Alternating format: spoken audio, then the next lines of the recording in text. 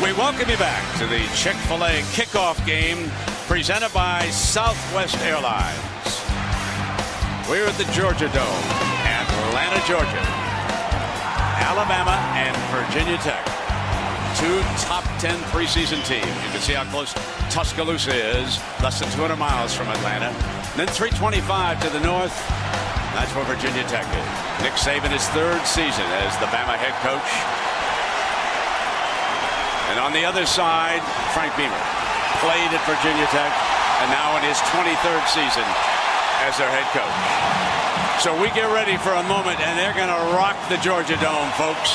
So we're going to let the audio just bring it on in. They are locked and loaded.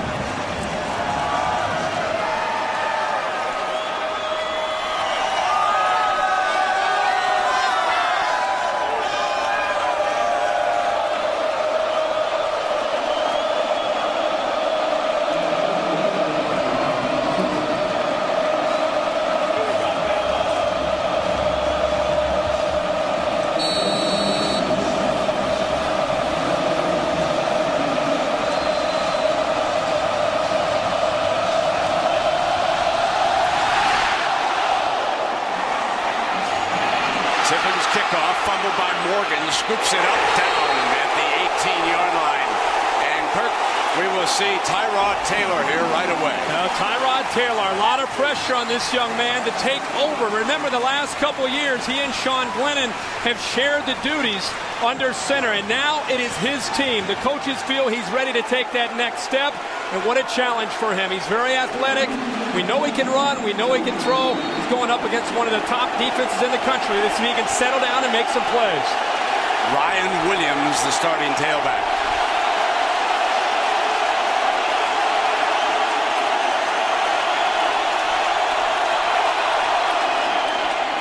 Williams trying to get to the edge.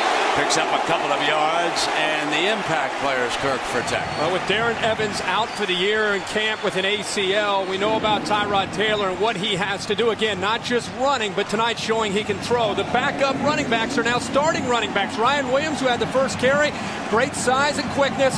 And then keep an eye on David Nelson, number 4. He'll get a chance to carry the ball tonight. Electrifying speed for a true freshman, number 4.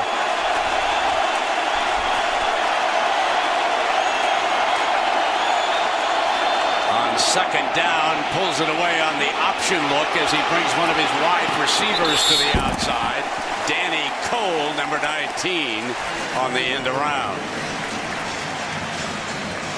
Last few years for Virginia Tech on this side of the football, and for the most part, it's been inconsistent. They've had a lot of youth on the offensive line. Last year, breaking in an entire new group of skill around the quarterbacks. They feel this year, Frank Beamer thinks they're going to settle down and have a little bit more of a potent offensive attack with Tyrod Taylor and company.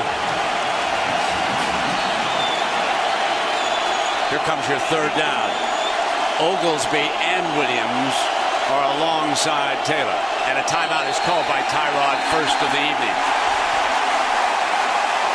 And he immediately goes up and he's talking to his center, Bo Warren. Warren, of course, is giving away a lot of pounds to Cody, the big nose man. There was an incident involving a shooting of a defensive lineman at Alabama. And let us check in with Lisa Salters. I think, Dedrick's in uniform and ready to go. Lisa, what's the story down there? Well, Brent, I spoke to Brendan Dedrick before the game, and I said, how do you feel, big fella? And he said, I feel great. And that's really remarkable considering that just on Monday night, he was shot in a parking lot just off of campus. He and his girlfriend were getting out of a car when they were approached by a guy with a gun wearing a mask who said, give it up. Well, Dedrick didn't give it up, and there was a struggle. He was shot in his left forearm. The bullet went through his arm and went through his hip, and then out his inner thigh. It was described to me by Nick Saban just as a through and through, kind of like a puncture wound. Didn't hit any bones, didn't hit any arteries. He was medically cleared to play on late earlier in this week. His parents wanted him to play, and he wanted to play. Nick Saban, though, said that he struggled with the decision because of perception. He didn't want to look like he was being irresponsible. He said the kid's done all the right things. How could he say not to play? So he's going to be out here playing, Brett. And he will watch this 3rd and 2. The option inside shuttle pass. Bama defense is right there with one of the great linebackers, McClain, who had a huge game against Clemson last year. That's what the Alabama defense is based on, the linebacker play. Lisa just talked about the defensive lineman who has shot Dederick. The entire defensive line tries to eat up the blocks and turn the linebackers McClain and Hightower loose to make plays, and that time they forced the 3 and out for Tyrod Taylor and the Hokies. Here's the story. Javier Arenas, 6 career touchdowns, and he returned 41 punts last year, averaging 15 yards a return. Now, Brent Bowden with his hands full against Arenas. Arenas, a true weapon here tonight. Trying to hang it up for his gunners to get down. On the move, Arenas fields it far side and is quickly forced out of bounds. So now it will be McElroy's turn. Well, here, maybe imagine how this young man feels from South Lake, Texas, Carroll High School. He replaced Chase Daniel in high school. Now he gets a chance to replace John Parker Wilson in Alabama. He has been on the bench as a backup quarterback. He's making his first career start. Sure, he has plenty of jitters. Let's see how Alabama tries to get him to just get into a rhythm and a groove within this football game. Mark Ingram, number 22, you look behind him. He's the starting. Ingram taking a direct snap. McElroy is up at the top of the screen.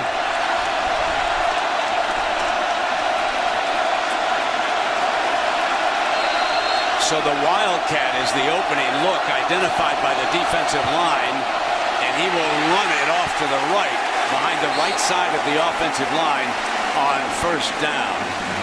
One of the things that they feel they have to do to slow down Bud Foster's defense is give them some looks that maybe they haven't prepared for the last 7 or 8 months. And I thought they might ease it in, but the very first play, the talented sophomore back taking the direct snap, Ingram, there's Julio Jones. Ingram keeps it and picks up a few yards. Just something for Virginia Tech to think about.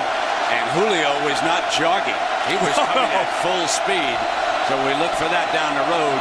Now McElroy throws for a first down, puts it into Jones's hands, and look at how big Julio Jones is as a sophomore. He was impressive last year as a freshman, but folks, he is so much broader. Look at him in the shoulders. And a great call by Coach McElwain, the offensive coordinator. Just a simple read, a quick throw. The defensive back, Virgil, goes down, and you don't want to do that against Julio Jones. And there, that's what you want to see as a coach and a play caller. First time starting for a quarterback, putting that right arm in and believing in himself. Into Virginia Tech territory. Broken play. McElroy will keep it and makes the most out of it for a yard. So how about the impact players for Alabama? Well, McElroy making his first start is very fortunate to have some talent around him. Mark Ingram, looking at him in practice. Last year, he surprised us. This year, he has become a man with an offseason to prepare. Julio Jones, I think, could be the top receiver in the entire nation. They'll try to get the ball vertically downfield to try to get some one-on-one opportunities. And Colin Peak, a transfer from Georgia Tech, sat out last year. Once they get into the red zone, they'll look to get number 84 of the ball in the back of the end zone. 2nd and 9. McElroy forced to take off. Close to a first down. I believe he has it. Fine run by McElroy, who tucked it away. A simple decision here, but a great decision. The defensive back, Rashad Carmichael, took this play away. So instead of taking a chance and a risk, he decides to pull it down. Caught the linebackers by surprise because he committed so much to the outside, and there's room to run. Picks up not quite picks up a first down, but picks up some valuable yardage. Very close. 3rd down. You can see how close he is to that yellow line, which is not official. Smelly and Dial. And they see a direct snap to Ingram again. Picks it up and a whistle prior to the snap. Before the snap, delay of game, offense. One of the consequences for correction. Prior to the clock running out, we have a timeout from the Alabama sideline. Be the first timeout of the half. So Saban saw they were running out of time and alertly called the timeout. And the line judge over there on that side picked it up. So we've got a timeout. We're going to take a break. Alabama on the move here on their first possession.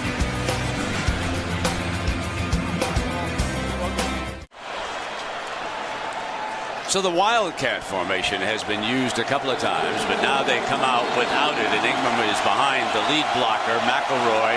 Third down and very short from the Hokie 31-yard line. Ingram tackled in the backfield by Bud Foster's aggressive D. Thrown for a loss for the first time tonight, and that was Nikos Brown hitting him first, number 47. Brett, you're all over it. Nikos Brown gets great penetration, and this young man is fired up. Watching him get to the inside, and he just blows up this play. He's going up right there, a guard trying to come around, and Barrett Jones, he's just not quick enough, and by the time he comes around, Nikos Brown and company are already there making a play. Huge play by Virginia Tech here early in this game on third down. And Tiffin will attempt a 49-yarder.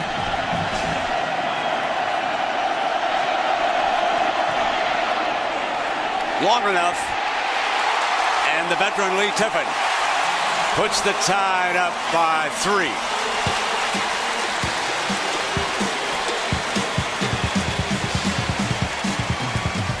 Timeout in Atlanta.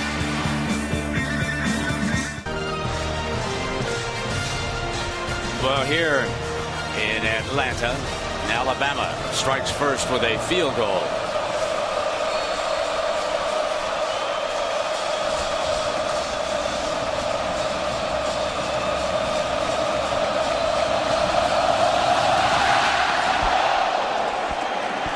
Beautiful kick.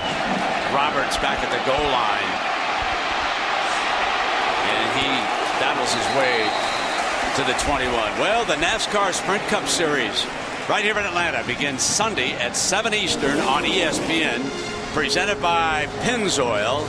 And one of the huge Virginia Tech fans, Denny Hamlin, standing fourth in the overall standings, is here, and we'll hear from him in the second half. If the Hokies are playing, Hamlin is paying attention. And of course, there's only 2 more races in the NASCAR circuit before the chase begins.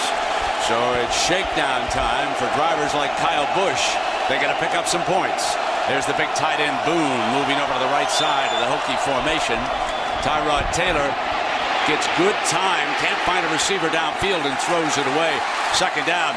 But Herbie, 2 things stand out. There must have been great coverage downfield. I was watching Tyrod, but the offensive line was giving him time. Partner, we had the whole thing covered. I had the secondary covered. You had Tyrod Taylor, and it's exactly what I was looking at. Young Mark Barron, who's a sophomore, making a start for Rashad Johnson, who was so valuable to this defense a year ago, took away Greg Boone, who was trying to go vertical, and right away Tyrod Taylor tried to come off of him and make something happen. But this defense is too fast. You got to make quick decisions.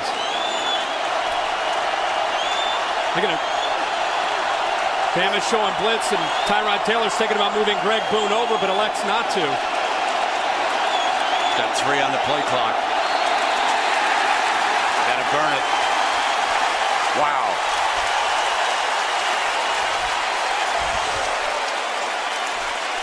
So when we talk about managing a game, and you put your finger right on it, right there, Herbie, when you said you got to be quicker against this Alabama defense because they're so quick and talented and they're moving around a lot on it. Well, and they're so multiple. They play a 3-4 defense, which means they have 3 defensive linemen and 4 linebackers. College offenses don't see a lot of that, so they're able to mix up their looks, confuse the quarterback, confuse the offensive line. And what's exciting for me to watch is Tyrod Taylor's a 3rd-year quarterback. The coaches feel he's ready for this. He's worked his tail off in the offseason in the weight room and in the film room to be ready to face this kind of defense. They've only had the ball twice, but right now you can see he's just trying to get comfortable and settle in and go from the film room to the practice field to in front of 70,000 people, and all of a sudden that Alabama defense is moving a little bit quicker than the scout team. Now remember now, the Hokies have burned 2 timeouts in the first 2 possessions. 9:40. So we'll put 5 more seconds on it. It'll be 9:40. This is an SEC crew. That's the referee, Austin. It's outstanding officiating crew here tonight. And opening weekend, the Chick-fil-A kickoff game. A year ago, Alabama ran away from Clemson. But already we have seen that this veteran Virginia Tech line is holding off that rush much better than Clemson did, because remember, they were an untested, brand new offensive line. Now Big Cody gets down in the nose, and here's Taylor's second down and 10. Snaps it off complete, putting a again in the hands of Danny Cole. Remember, they used him on an end around earlier today. Most important thing for Virginia Tech to avoid against this defense are 3rd and longs. Alabama's defense in 2008, they were 3rd in the nation, allowing only 28% conversion rate because they're creative. As I said, sometimes they'll blitz, sometimes they'll rush 3 and drop 8, but they're constantly making the offensive line and the quarterback think with giving them different looks. In trouble, dashes away with his speed. Tyrod, left hand incomplete. Throws it out of bounds, and there is a flag.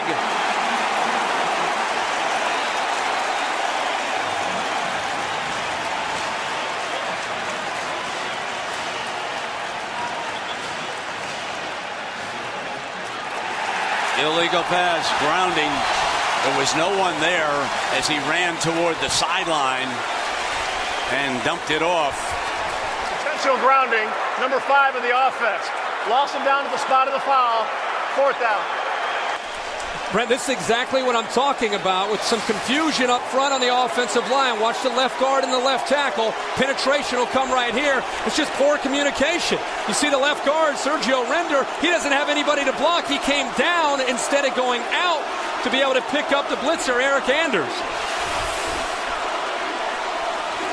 Arenas is back again, and he figures to give Alabama excellent field position. The Hokies are punting, shadow of their own end zone. Checking the gunners, fields it at the 39, looks for an alley into Virginia Tech territory. They'll play with half a field. What a weapon.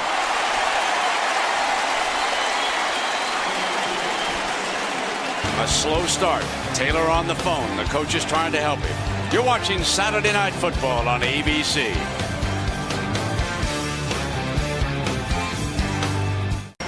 All right, Matt, and here the crowd, Herbie, is starting to settle in, and a little bit of unease over there on the Virginia Tech side, on that far side.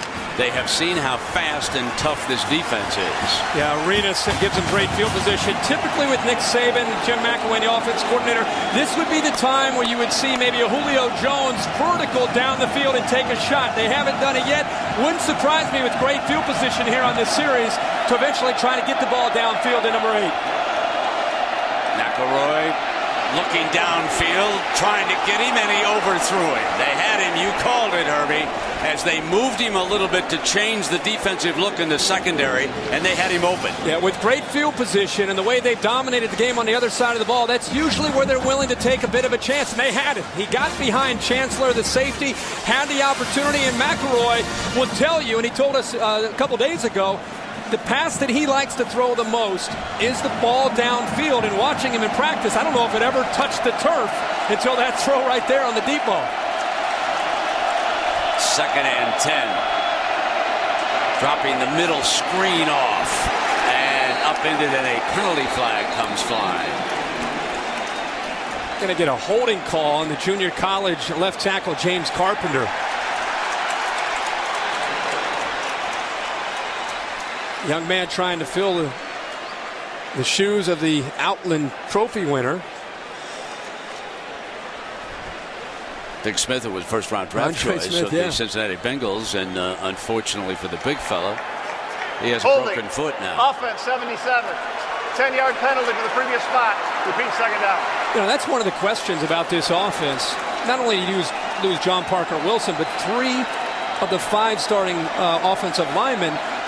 So much talk about Smith, but Antoine Caldwell, the center, was really the glue of this offense. So that's the mystery about this team, breaking in a new quarterback and 3 new offensive linemen, especially the left tackle.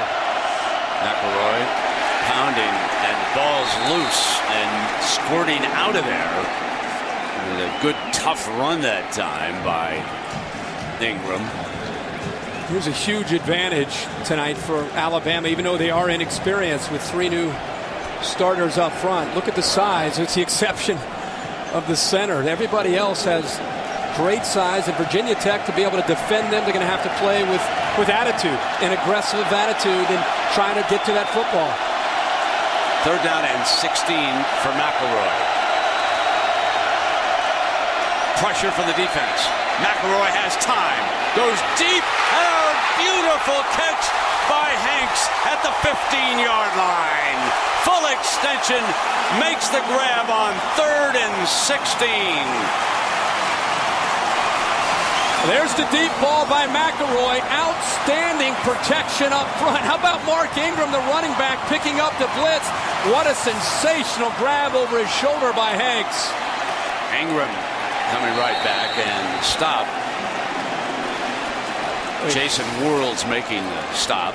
Brent, look at this. Virginia Tech brought everybody. They're one-on-one on the outside, and that's a matchup that Alabama will take every time. One of their talented receivers up against a big safety at 6'4", 230 pounds. He gets right behind him. And again, there's the confidence from McElroy. It is interesting that they've been able to isolate receivers on the talented safety Chancellor. They think they've got a speed advantage there, and they have gone there twice.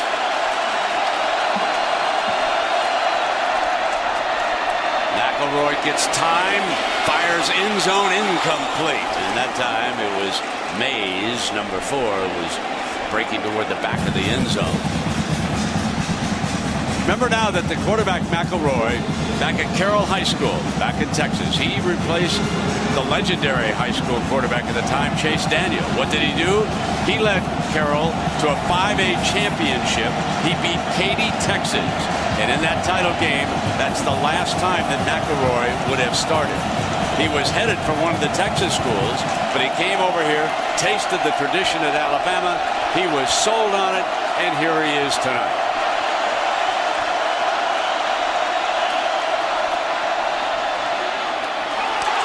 Almost picked off, a dangerous throw, and coming beautifully in underneath with Jake Johnson. He did not read him.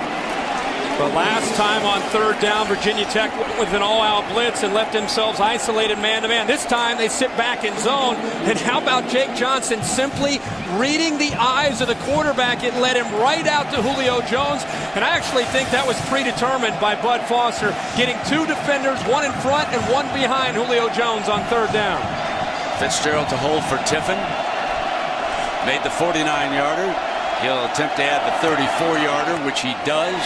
And so Tiffin makes it a 6-point Alabama advantage. Defense. That's what a lot of the experts said this would be, and that's what we're seeing so far. MetLife provides coverage of major sporting events while also providing you with guarantees for the ifs in life. Visit MetLife.com today. So the offense of Alabama huddling up there, Herbie. They lead because of Tiffin's right foot. Well, Virginia Tech pretty fortunate their defense has buckled down and forced the field goals to stay in this football game. There's Bud Foster, one of the top defensive coordinators in college football over the years, keeping his team in this game and trying to give Tyrod Taylor and the offense a little time to just settle down and try to win the battle on the line of scrimmage. Busy right leg. And a good one. Fielded at the 3 by Roberts again. Looks for crease on the left side. 35, 40, 45. Look out. Foot race. Battles him with a stiff arm. Touchdown on the kickoff. Roberts, 98 yards. We're tied pending the extra point. How about that stiff arm as he came down toward the red zone?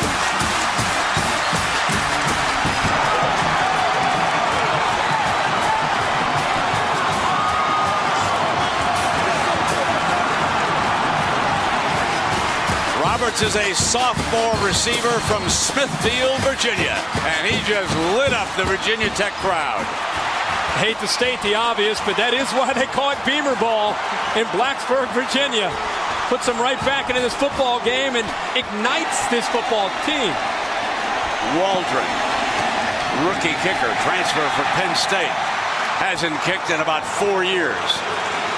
And he puts the Hokies ahead for the first time tonight. Well, this is a great job of blocking by Virginia Tech. And then once Roberts gets to the outside, and this is what you're talking about, Marquise Johnson is walking him. He's got him down. But Roberts showing some great strength with that stiff arm. And then to have the balance to get into the end zone. He starts to run out of gas here a little bit. Johnson catches up to him. He's trying to just bring him down, push him out of bounds. The stiff arm and into the end zone. And how important is Virginia Tech and the way their defense has played to force the field goals and how quickly a game that's been pretty one-sided all of a sudden can turn around in a hurry.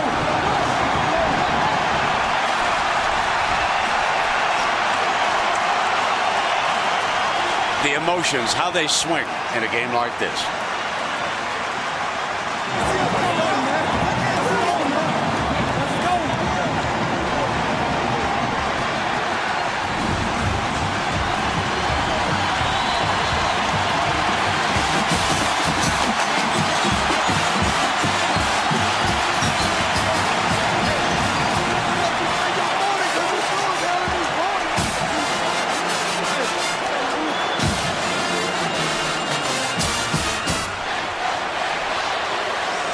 Now it's Alabama's turn, and they've got two dangerous fellows back.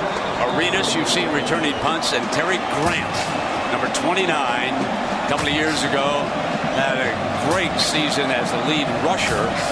Lost that job a year ago, but he's a playmaker, and he hung with this team, and Saban's determined to give him a chance. Coming out, and he is stopped at the 15. Let's go to Matt Weiner in our Times Square studio in New York for an update. Matt, a cream puff, Matt. Florida's playing a cream puff, and we see Ingram, letters, back in the Wildcat, and this time it's Jones. Remember I told you he was coming around. What was interesting, Herbie, that time he was not flying when he came around like he did on the fake on the first time they showed that. And it gave Virgil plenty of time to come in and open field tackle. It's pretty tough to do against Julio Jones. Not only the kickoff return gets Virginia Tech on the board, but the average starting field position before that kickoff return, Bama had started close to midfield. Now they're all the way back inside their own 15-yard line, so it changes momentum, it gives you points, and it also clearly changes the field and tilts it in the favor of Virginia Tech. So Grant will stay in as the running back.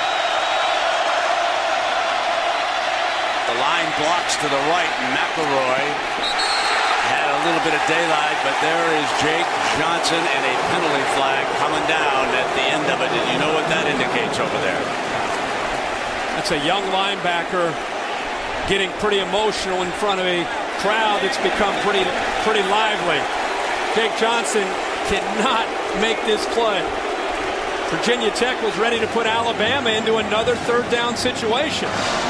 Personal foul, 26 in the defense. 15-yard penalty at the end of the run. Automatic first down. Dorian Porridge had taken away the throw, and McElroy again, it's pretty much one read, and second or third time we've seen him take off and run, and Johnson's fine here, but then he grabs him around the neck and kind of has a whiplash effect there, taking him out of bounds. First down for the Tide. Look at this. Protecting the quarterback. Yeah. First down and 10. Now McElroy back in the gun. Nothing doing. Running backs continue to battle away with Grant, and that was Thompson making the stop. Well, you can see the number of plays that Alabama has had here tonight compared with Virginia Tech, and of course about a 12-second 98-yard kickoff return gave Tech the tie, and then the extra point put them up by 1. We're just inside of 5 minutes. First quarter, Chick-fil-A kickoff game, Atlanta, Georgia, between Alabama, the SEC, and Virginia Tech of the ACC. Back now in the pistol. And McElroy firing out of it. Jones almost made a circus catch. He was battling Dorian Porch. In the pistol, going to play action, and this is one of the formations that college coaches use to try to use as something to try to hide what they want to do. Porch gets back right away as soon as he realized it was a pass. Like any smart defensive back facing Julio Jones, right away his head's on a swivel and he's trying to find number 8. And that's what Bud Foster and Virginia Tech, they've schooled their players. Make somebody else besides Julio Jones beat us in the passing game. And you can see they're looking him up every throw. Upchurch checks in, fake to him. McElroy going to take off again. breaks a tackle. He's had a couple of fine-looking runs here tonight. Chancellor making the stop.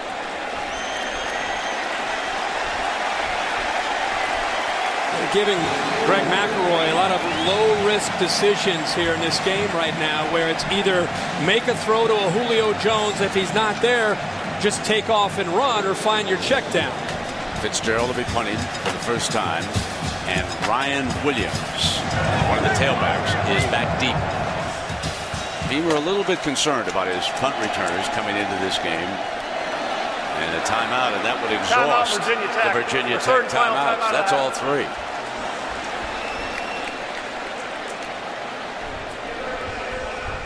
Well, we one version that would have tied it for the Naval Academy is intercepted and results in a two-point play the other way.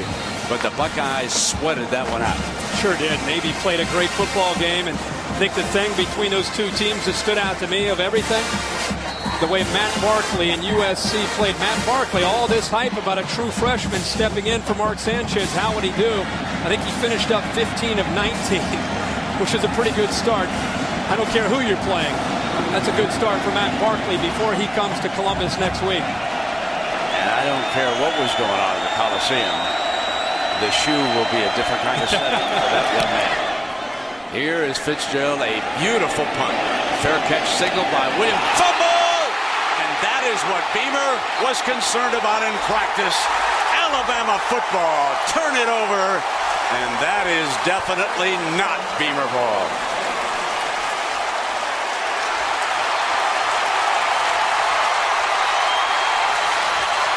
As you said, this is something you just don't expect to see.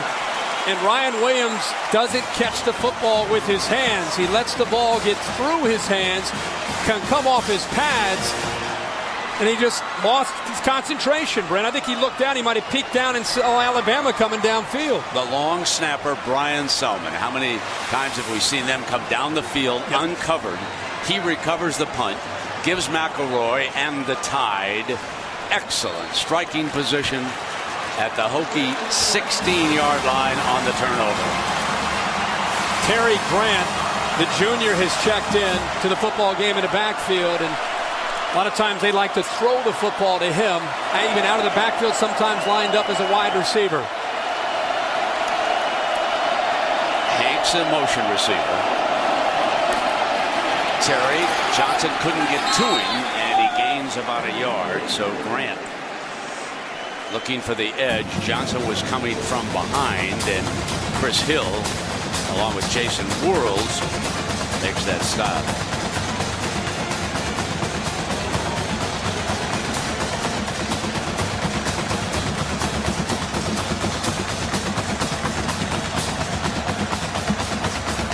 Bama offense looking for a little rhythm.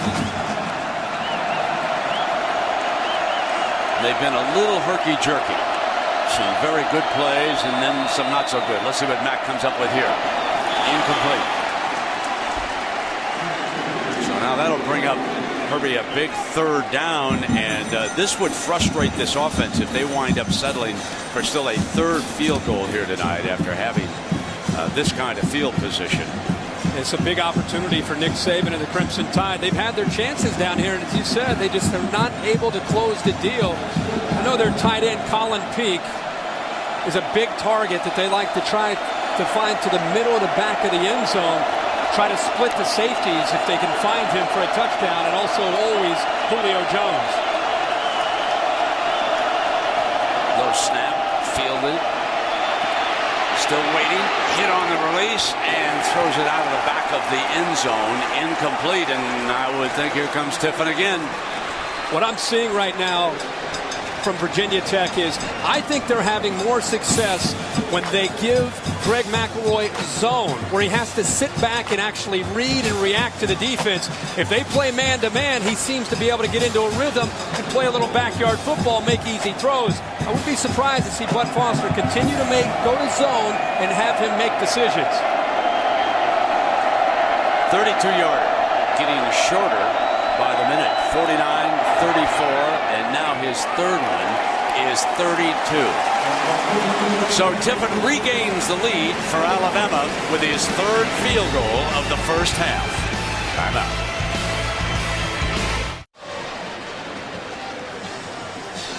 You know, it's interesting, Herbie, when you analyze a game prior to the start of it, frequently we're dead wrong.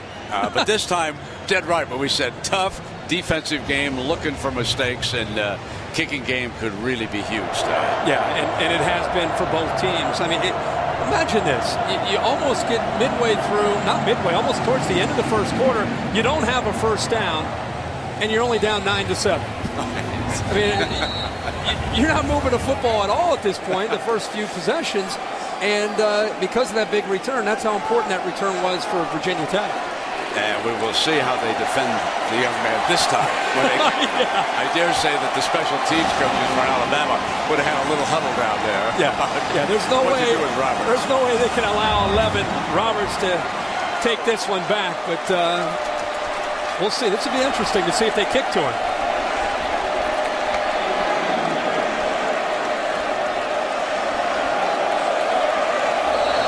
Morgan is the other deep man back there for Temple.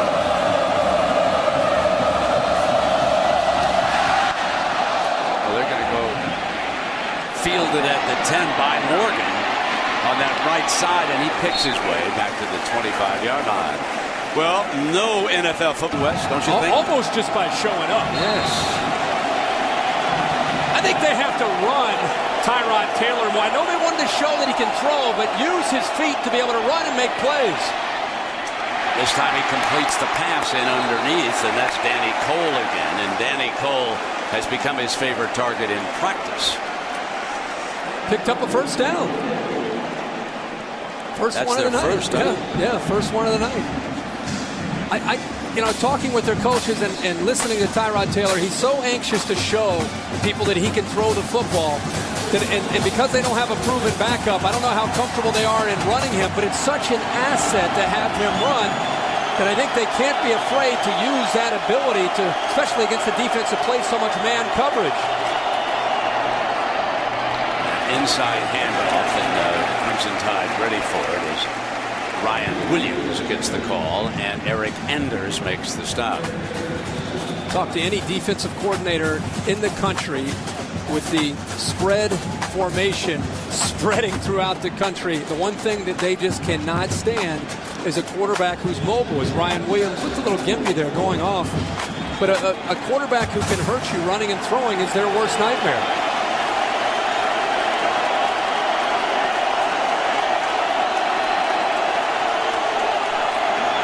Second down, the handoff is to Oglesby, who replaced Williams, and was he stoned by Mark Barron, who has stepped into that starting safety spot. Fine special teams player last year, but now they're counting on him in the secondary, Herbie. Yep, Mark Barron is going to have to be able to do this a lot for this Alabama defense. Hightower just not quite getting there, and that is for Alabama fans at home watching. They're excited to see Mark Barron out of Mobile, Alabama, step up right there. Great tackle, come up and knock down that running back Oglesby. We saw Brandon Dederick, who, remember, he was shot in a boarded robbery attempt last Monday out on the field back at that tackle spot.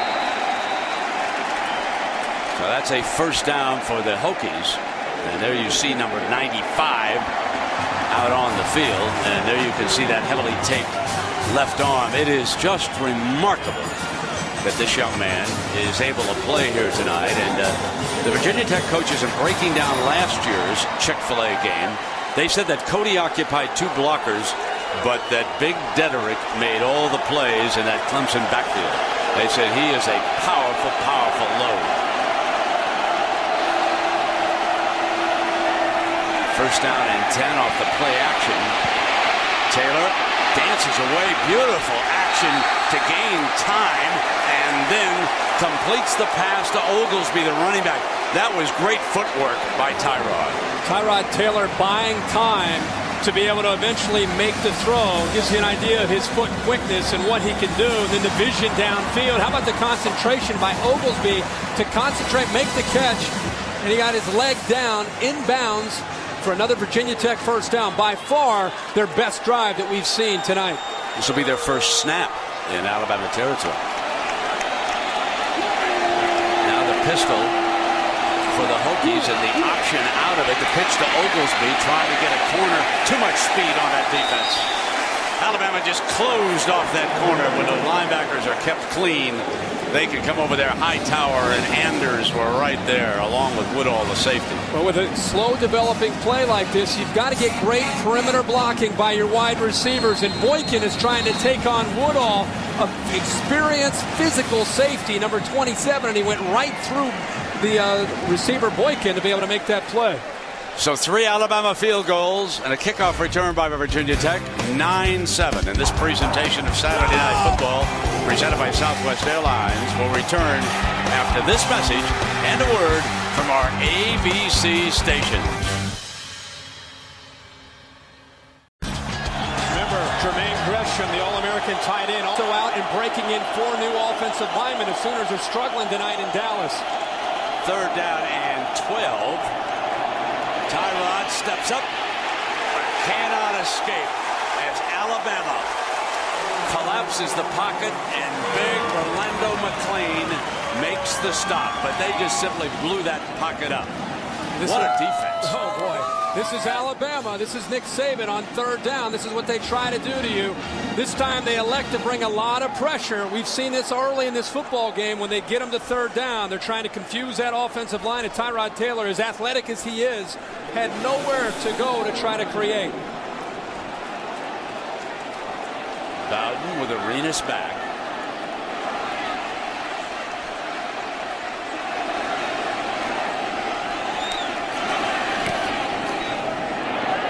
Beautiful punt that is. But a little too far. Talk about hang time. But it'll come out on the 20-yard line. We'll take a break. Just underway here in the 2nd quarter. Bama leading Virginia Tech by 2.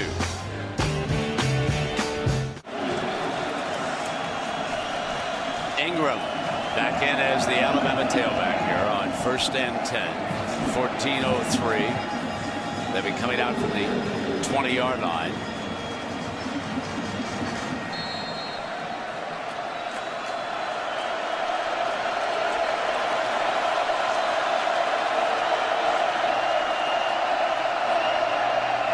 Draw play with Ingram exploding in the middle as we take a look at the Pacific Life game summary. And as you can see, the defenses simply dominated this game. The difference, if you will, was the fumbled punt return by Virginia Tech. That led to the 3rd Crimson Tide field goal, and Tech's only score, that 98-yard kickoff return by Roberts. So here we go now, 2nd down. Gets away from Ingram, and he just dives on the ball at the 15, and it's going to be 3rd and long. That's the one thing you have to worry about when you put in some plays that you haven't run in the past. And this is going to work out for Alabama's offense, but you've got a running back there taking a direct snap. You got your left guard, Mike Johnson, pulling around, and you get a bad snap by the center that time, Vlahos. And now you're in 3rd and long. Vlahos has snapped a couple of them low that have been fielded, but that time Ingram could not come up with it. McElroy, though, has been able to reach down and grab a couple. Now he takes a direct snap that's on the money. Buying time and out of bounds on the Alabama sideline. Virginia Tech doing a good job of taking Julio Jones out of this football game, especially on 3rd down, and forcing McElroy to look for somebody else to be able to convert. And that right now, that's working out very well for them as they forced Alabama into 6 3rd downs, and they're only 1 of 6. Now, Virginia Tech changes return men. They'll go to Hosley, and he is a freshman from Delray Beach, Florida. It's down the East Coast. Down south, not too far from West Palm Beach. They'll try his hands. Fitzgerald hangs it. Fields it at the 31-yard line. Looks for a corner. Now back to the middle. A beautiful return by the young man to the 42. We'll see more of him. Fitzgerald, the punter, makes the stop on the freshman. We'll take a break. Can the Virginia Tech offense move against this Bama defense? This kickoff game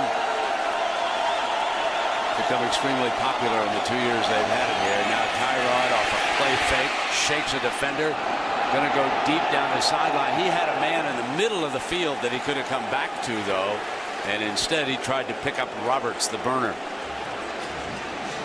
This Alabama defense, I think when the dust settles in December and we look back, I think we're going to be looking in the opening weekend at one of the top 2 or 3 defenses in all of college football. Remember last year they were a top 5 type of defense. Remember how they finished the year?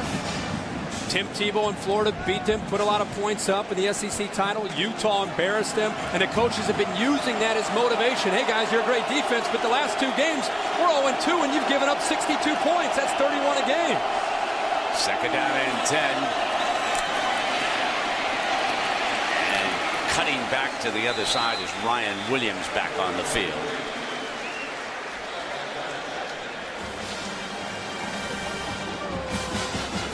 Josh Chapman puts that helmet back on. Look at the size of Frank Beamer and the Virginia Tech coaches. They said when they broke down the Alabama team, they just could not believe how big they were on defense. And when you look down there at the fellas in white, you know what kind of size you're up against. Dedrick now comes off the field. Third down. Going deep again. Wants Roberts and overthrown, and he was not open either because Kareem Jackson, the corner, twice has had him blanketed down there.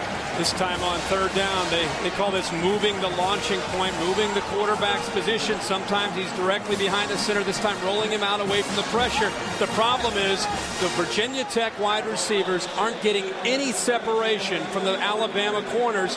Nobody is open right now for Tyrod Taylor, and all he can do is throw it away. And the thing we must point out about this Bama defense, they are not allowing Tyrod to hurt them at all with his feet. He has not been able to take off and haul it downfield against this defense. Fair catch made at the 12-yard line by Arenas. Well, as you know, Crimson Tide fans, they've won 12 national championships. There was a huge one. And who made the tackle against Penn State on that goal line stand in the 1979 Sugar Bowl? You know the answer. I do. Oh, I know you do. That one's a home run. You've seen the picture of Mike Gooman. You've seen the Crimson Tide defense. The Bear. I thought was it a group of guys or was it one guy? Well, we're gonna no, it was a group. Okay. There were some other. Isn't that a famous Think about the Leroy Neiman painting and think about the guy coming up high, okay? First down and 10. McElroy and the Tide. Whistle. There are a few. Before the snap, false start, 78 offense, 5-yard penalty, still first down. Well, let's give it up right away. Barry? Here we are.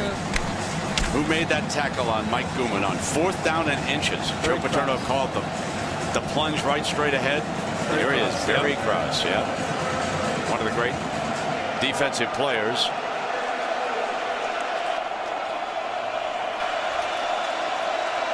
I'll get you next week. Okay. It doesn't matter what direction you go next week. Roy Upchurch is the back.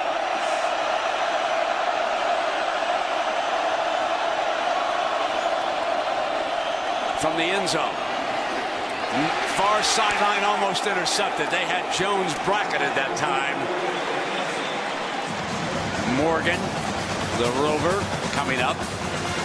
Well, you have Morgan following him, trailing him. They realize, hey, they're going to throw in a curl or an outcut. If it comes underneath, Morgan has to make the play, and he uses his size that time to go up and make a play to keep it away from Julio Jones. And you can see the corner, Virgil, in the back behind Julio.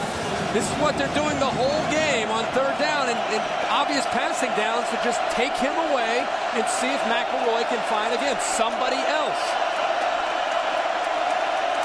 Second down and 15. McElroy just takes off. out to the 14-yard line. They need to get to the 23 for a first down. And Jake Johnson, an impressive sophomore from Fredericksburg, Virginia. He's been very active here tonight. Jake Johnson and Barquell Rivers both making their first starts. Well, Rivers actually started in the Orange Bowl, but first time they've had to take over and be the man in the middle for Bud Foster in this defense. And as you said, both holding up very well. McElroy has missed his last 7. Hit on the release, jump ball, intercepted by Virginia Tech. They are inside the 15-yard line. Hit on the release, and Hopkins gets the ball. Hopkins makes it, but it was worlds, and he is all world off that defensive end spot. He's a playmaker. This is the risk when you go empty without a tight end. You're putting your offensive lineman out on an island, and Drew Davis over here has to be able to pick up a very fierce pass rusher in Jason Worlds. Watch the burst and the speed as he goes right by Davis and closes in on McElroy. What Virginia Tech and Bud Foster needed. Now, quick snap. They pound up the middle with Williams.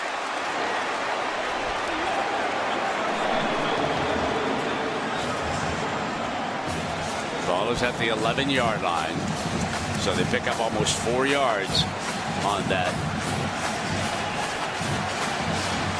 It's a Virginia Tech offense, Brent, that struggled mightily in the red zone with very predictable play calling when Tyrod Taylor was in. I think it was 111 snaps and 101 runs.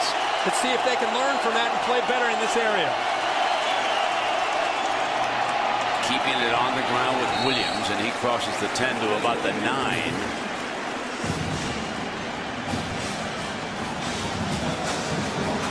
Washington makes the play defensively.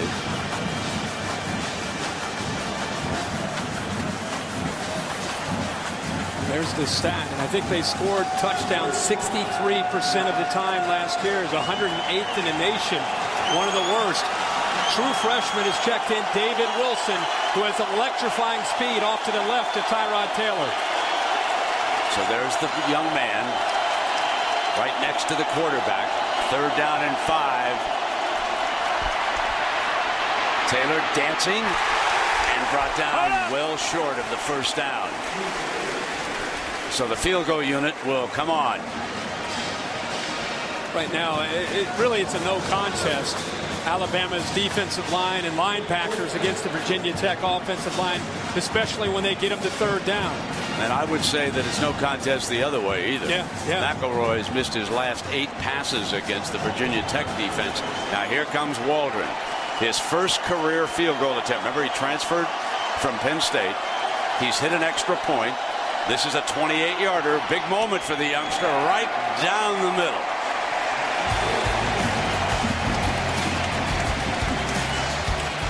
Virginia Tech regains the lead. Seesaw in Atlanta. You're watching Saturday Night Football on ABC.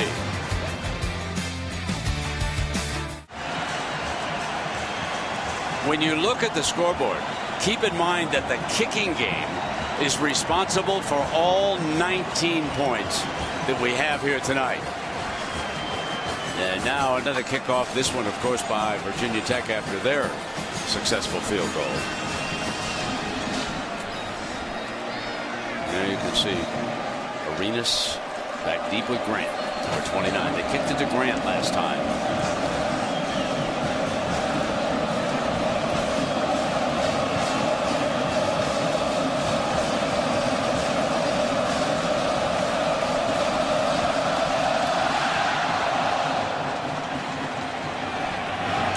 This time they're going to let Arenas bring it back.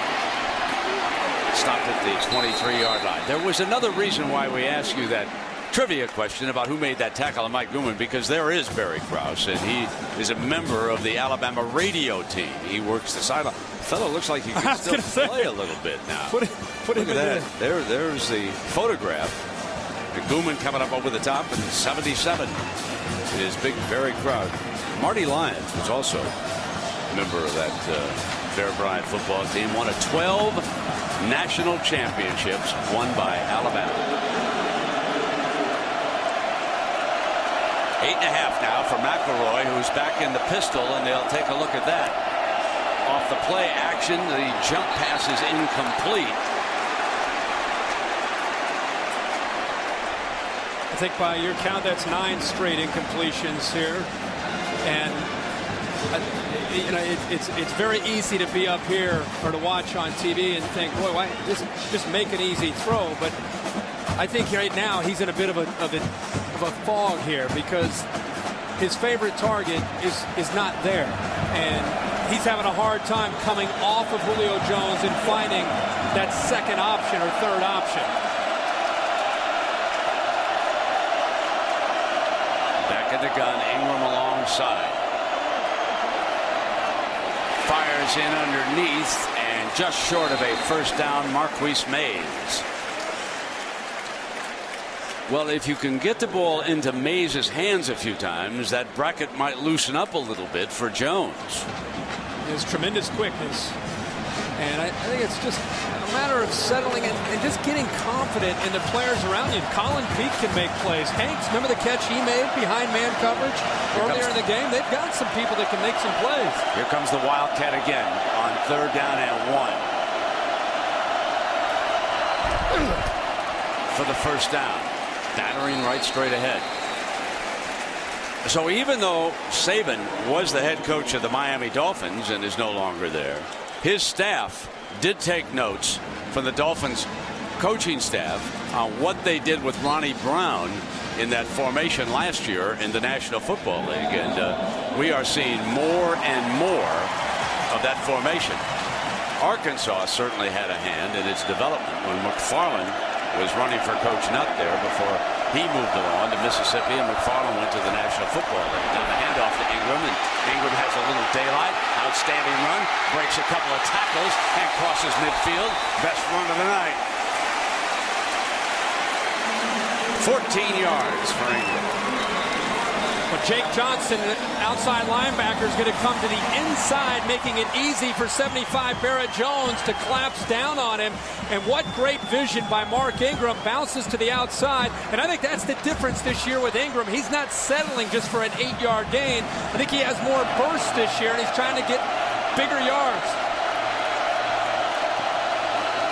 Draw play with him, and the right side was open, but it closed quickly that time. And Virgil moved up hard. Stephon Virgil moving from the field corner now closer to the boundary. Boundary corner is just the corner to the near side for the Virginia Tech defense. And the last 4 corners to play near the boundary, all 4 have been All-Americans. So Virgil with some big shoes to fill. Last year was Macho Harris.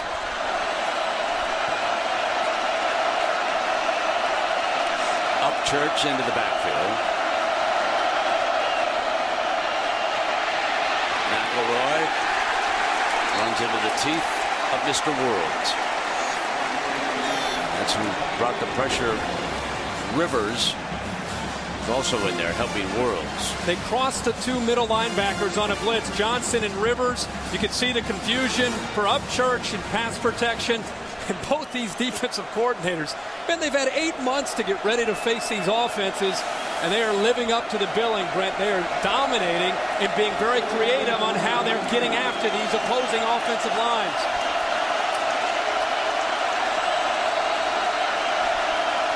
Here's 3rd and 12.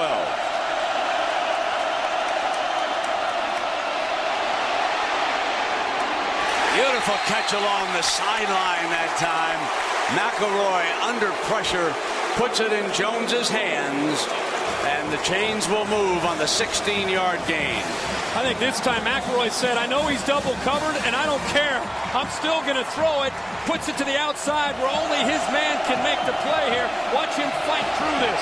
Gets to the outside. Ball's perfectly thrown, especially considering what McElroy had and Jake Johnson closing in. He gets the foot down, and that is a great catch by Julio Jones.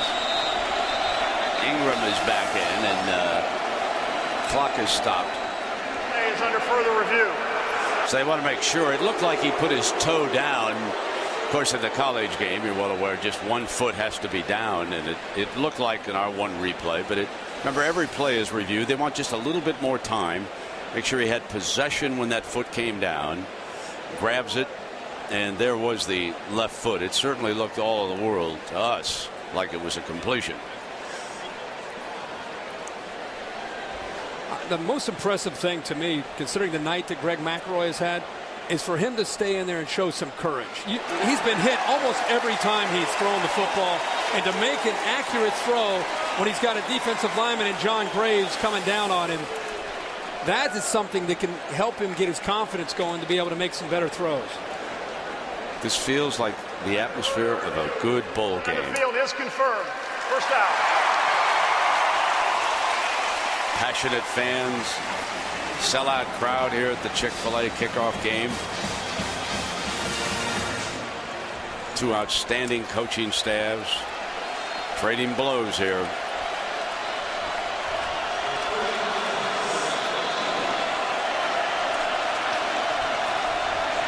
Lining him up in a wildcat again with McElroy stepping to the outside.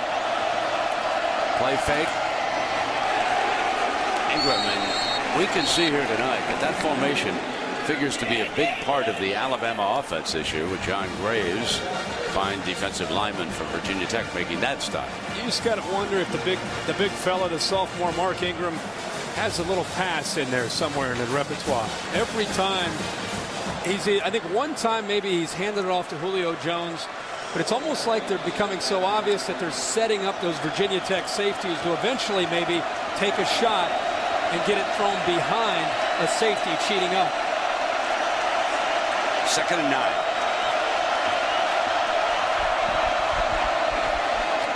McElroy, what a great grab by Jones. A major league catch and a first down for the Tide.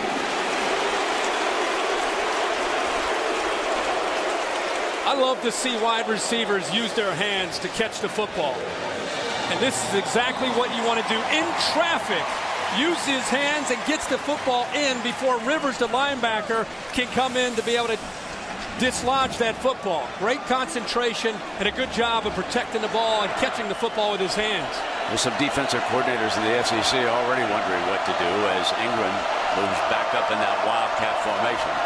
Another low snap. This time picks it back up and makes the most of it, banging into the red zone to the 19-yard line. It looks like, at least for the moment, that Virginia Tech's defense is just a touch winded. Alabama getting on them pretty good here on this drive, opening up some holes. I kind of sense the same thing, and I think converting a couple passes to Julio Jones has maybe opened some things up to allow them to push Virginia Tech around a little bit easier in the trenches, too, when they run the football. This is the 11th play of this drive.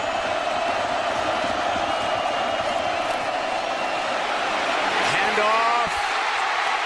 Touchdown, Upchurch.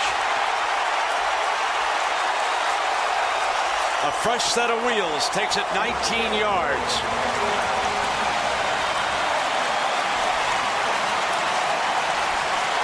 Our first offensive touchdown of this football game. An impressive drive by the Tide.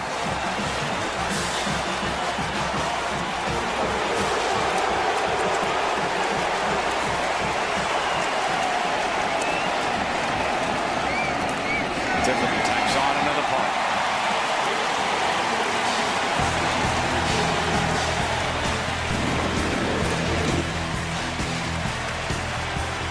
So Alabama regains the lead on the Upchurch touchdown. Tough run.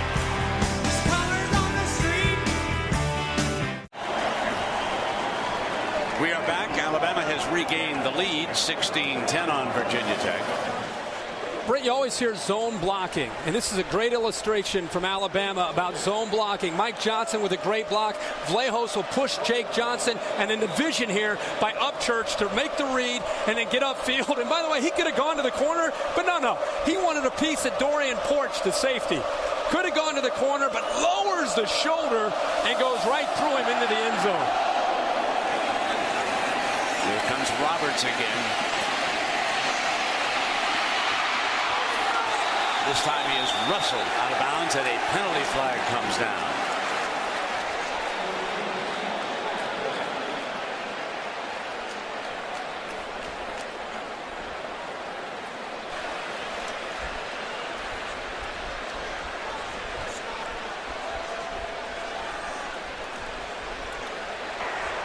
Personal foul, horse collar tackle on the kicking team. 15 yards from the end of the run, automatic first down. Well, let's check in with Big John Saunders and his new partner, Jesse Palmer. A lot of things going on today, John. Thank you, John. It is 1st and 10 for a struggling Virginia Tech offense. And that was the way he went to Boone, his tight end, and Hightower, the linebacker, had defended him. Give you an idea on a kickoff return, if you just joined us, for 98 yards, that was the Virginia Tech touchdown. Overall, their offense has accounted for only 37 yards here tonight from scrimmage. So this Alabama defense has really dominated the Virginia Tech offense.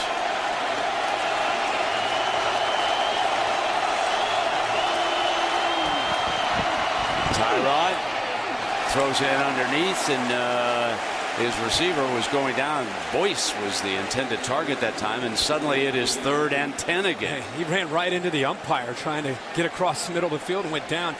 Brent, you talked earlier about the size of the Alabama defense. I think it's kind of symbolic when you look at the linebackers. Just for people at home, their 2 inside linebackers are close to 260 pounds. Both 6'4", and both can fly and have a nose for the football.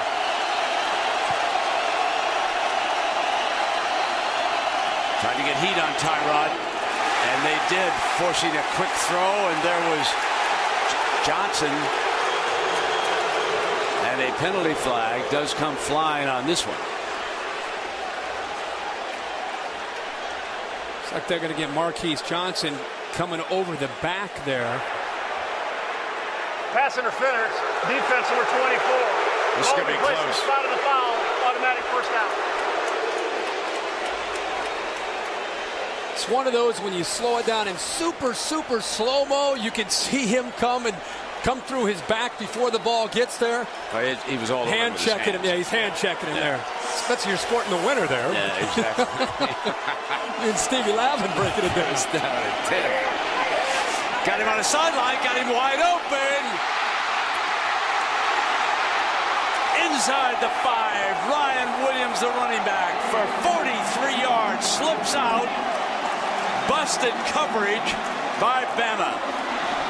And McClain not happy about this busted coverage by Johnson. Well, Marquise Johnson has the interference, and then he gets lost. You're going to see him sneak out on a wheel route right down the sidelines. Watch the defensive back right here. Confusion.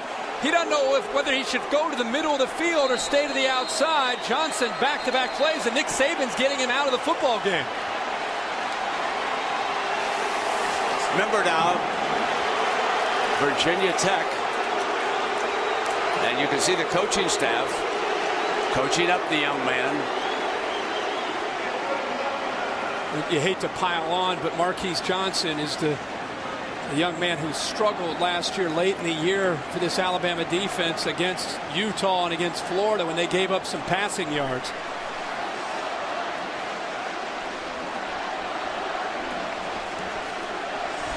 Well, MetLife is providing today's aerial coverage, and visit MetLife.com to learn more about MetLife's long history of providing coverage at major sporting events. MetLife guarantees for the if in life. 2.5 minutes to go. A 1st and goal for Virginia Tech. We all know about the struggling problems that Taylor has had in the red zone. Talked about it earlier. The one thing they're going to want to try to do is to get the young man out in space. Alabama has different ideas.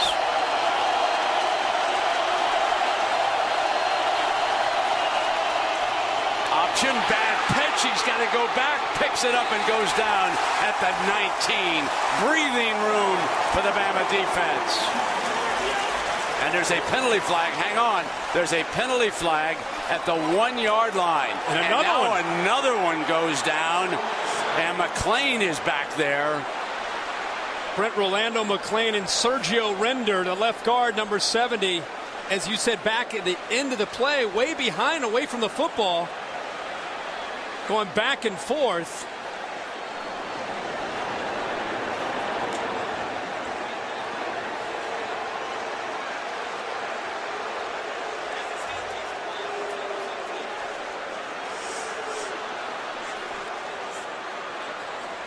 And the second flag came down later. Let's remember that. Following the play, we have 2 fouls. Dead ball, personal foul, 25 defense. Dead ball, unsportsmanlike conduct, 25 defense. Both fouls are being forced half the distance to the goal. Automatic first down.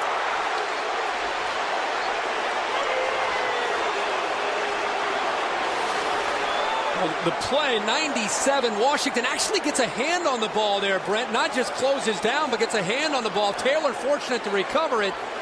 But Rolando McClain, the leader, the heart and soul of the Alabama defense, makes 2 mental errors and loses his composure.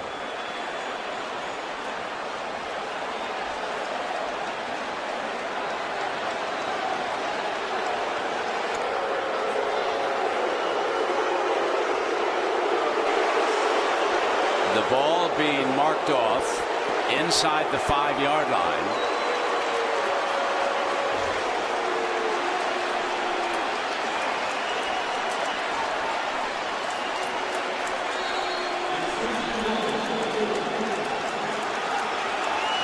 And another first and goal coming up with Ryan Williams, the tailback. The handoff to Williams. Williams middle, battling toward the goal line, down just short of it. It'll be second down and goal. They run this straight ISO with Williams. They got a push there by the Virginia Tech offensive line. Pretty good surge. You have to be able to get to the second level, up to the linebackers, McClain and Hightower. Otherwise, they'll make every play. That time, the guards were able to get up to that second level to give Williams a little bit of room to work. Taylor keeps it himself and is met. And somewhat ironic that we talked about Alabama's great goal line stand against Penn State way back in the day, and now under Nick Saban, they're trying to put forth a more modern day goal line stand. Third and goal coming up. Remember, Virginia Tech burned a lot of timeouts early with some confusion, so really they don't have any time to sit around and think about what might be the best play. Third and goal. Here is Williams, end zone, touchdown.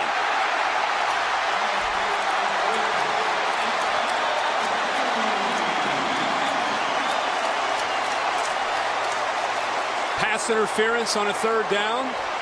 Broken coverage.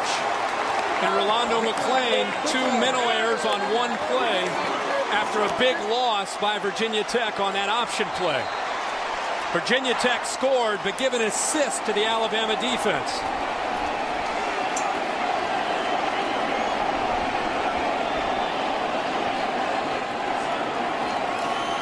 Waldron tacks on the extra point. A minute to go, and it's Virginia Tech. Let's go back to that play that turned this drive completely around. Beautiful defensive effort. Forced Virginia Tech back to the 19, but now the penalty, upper left. It's going to be right up in this area, right there. Oh, yeah, you can't do that. Play's over. Well, then there's another one coming here. I think he must say something. Don't you think he says something to the official? Yeah, well, he won't stop. He won't stop. He continues to be aggressive. Now he's pushing an official. He's lucky that he's still on the field after that. Sure is. Can't touch the officials. This isn't practice. With the assistant coach trying to hold you back. And then Williams dives for the touchdown. But think about that, Brent. The mental errors there where McClain just loses his cool. The pass interference, the broken coverage. There was Saban back with McClain saying you just cannot afford to lose your composure in a situation like that. All right, here we go now. Minute left. In a game that has gone back and forth and back and forth. Virginia Tech of the ACC. Very important for the conference.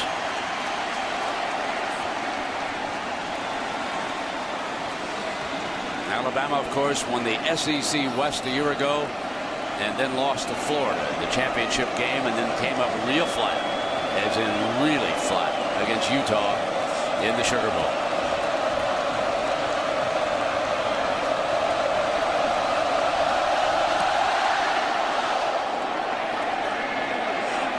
Fielded at the goal line by Arenas again. And Arenas is stopped around the 21-yard line. 56 seconds. And, well, there's a reminder that on Thursday, September 24th, the whole world will black out at exactly the same time. Everyone will see a flash of their own future, and mankind will take on the greatest mystery it's ever faced. ABC's new series, Flash Forward, will premiere at 8, 7 Central on ABC. Got me intrigued now. What was that date?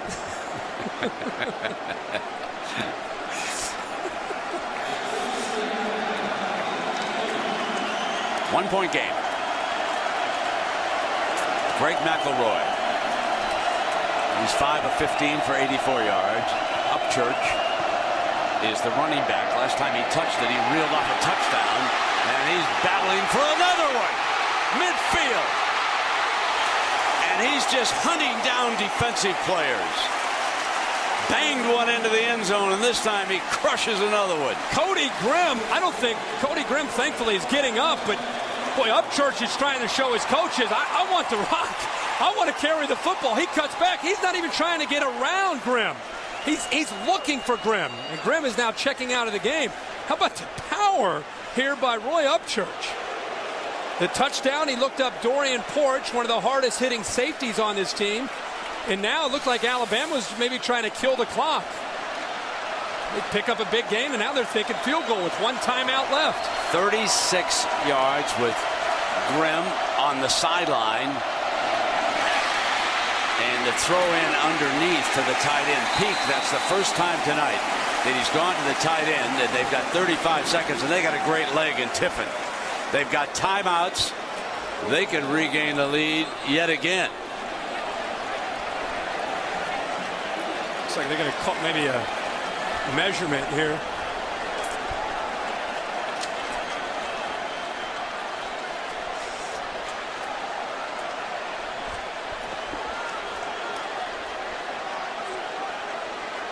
The timeout signal, a point of issue here from the Alabama sideline, and Nick is asking for an explanation as the measurement is made. See that?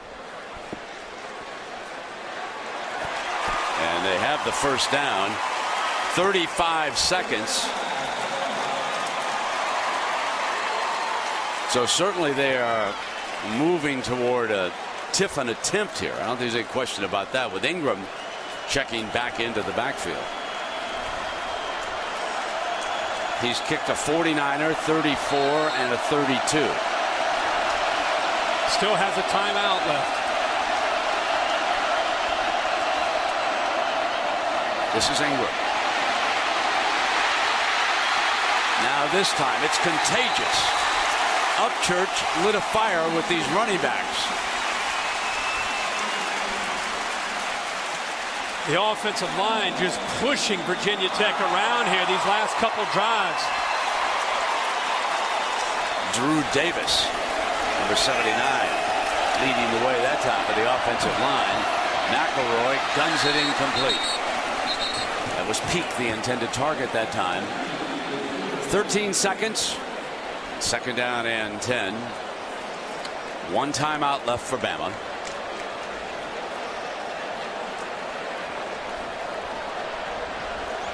The most obvious thing, if they still are going to throw the football for a quarterback making his first career start, is you can't take a sack. And Virginia Tech's put a lot of pressure on him. But right now, all of a sudden, Greg McElroy seems to be in a little bit of a groove and playing with some confidence as he's starting to spread the football around. Starting to bring it in underneath. I think got his tight end involved, and he sees some. Here comes the pressure. Throwing against it for the end zone. Incomplete. Jones the target. Carmichael was back deep. And Tiffin will trot out.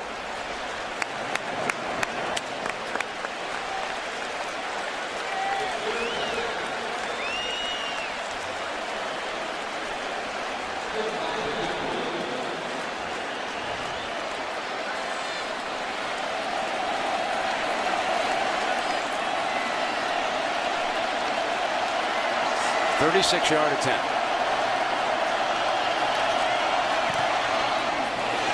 He pulls that one. No good. From the right hash, Tiffin misses.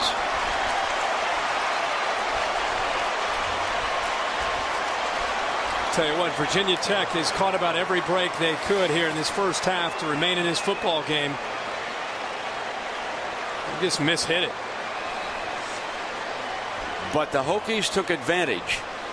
Oh, sure. Of the opportunities. Yeah, they had opportunities, but a lot of them were. The big kickoff return was a great play. The big sack that they had deep in Alabama territory, huge play. But they're going to be very happy to be down by 1 heading into halftime here, or up 1 rather. Yeah, remember now, Virginia Tech took the lead when Williams banged in on that ISO after the 2 penalties against McLean. Let's quickly go to Lisa. Thanks, Brent. Nick, mental errors really hurt you guys in that Virginia Tech touchdown drive. What happened? Well, I don't know what happened, but we lost our poise in the last drive and got 3 penalties and gave up a big play on the busted coverage. And obviously special teams have contributed to 10 points for them in the game and a lot of good field position. So we need to do a better job in special teams. We got to keep our poise and make some plays and just keep playing.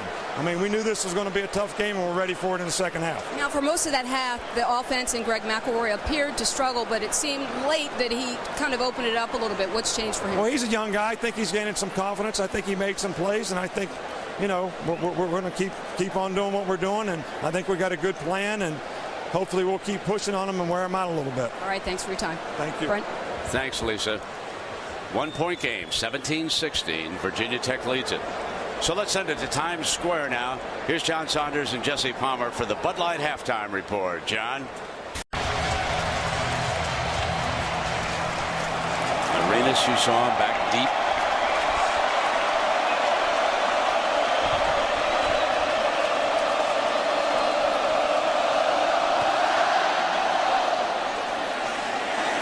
Into the end zone, and Grant will bring it out.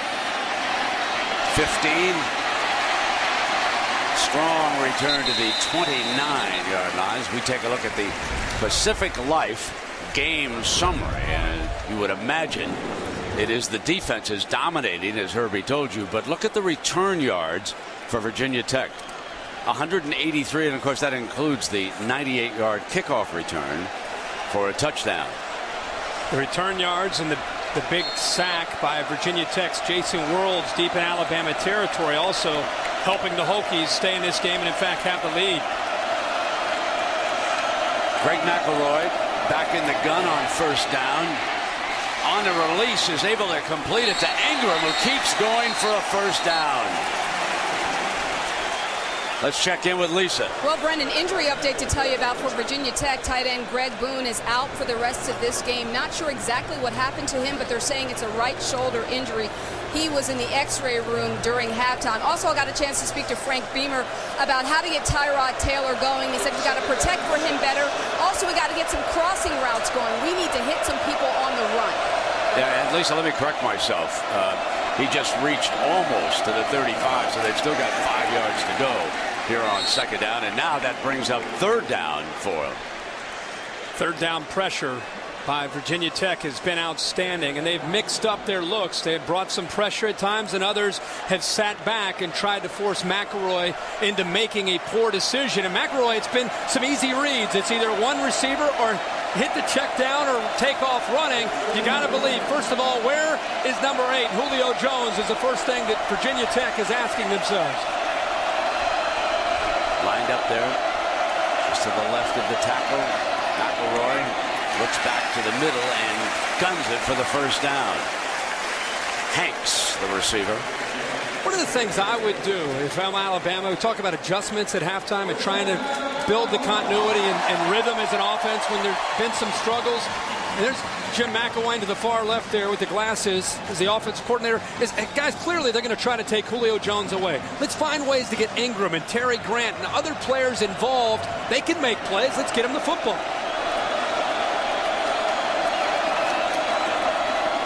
On first down, Ingram.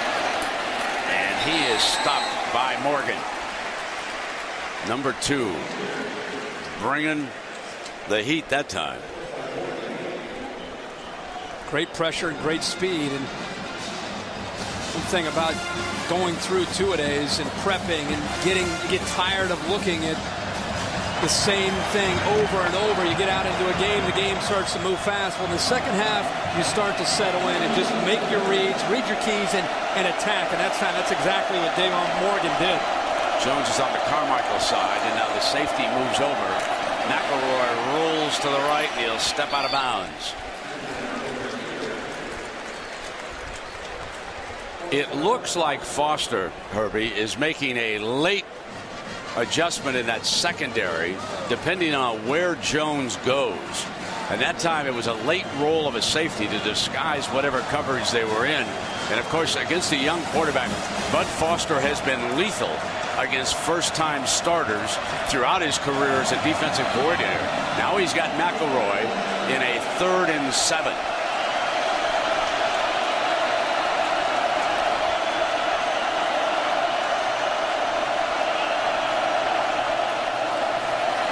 Offensive line gives him time, guns it for the first down, and a big hit delivered by Rivers. But it's still a first down for Bama.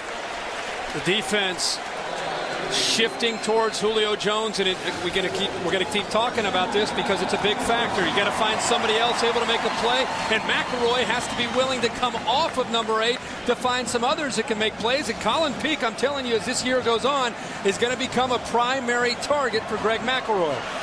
He's caught 2 here for 18 yards, one late in the first half and one now with Upchurch back in, and the end around, and stood up beautifully by Virgil. Virgil read the end around with Mays perfectly. What a block, a crack block by the wide receiver Mike McCoy. Coming from the left, watch it right here. He's going to come in and make a big play. And actually, the block is, I mean, he just laid him out. He didn't get very many yards, but the block, and McCoy, of course, is going to let the defensive back, Virgil, know all about it. But a good job by the rest of the Hokies closing in for no gain. 2nd and 11. Deflected, incomplete.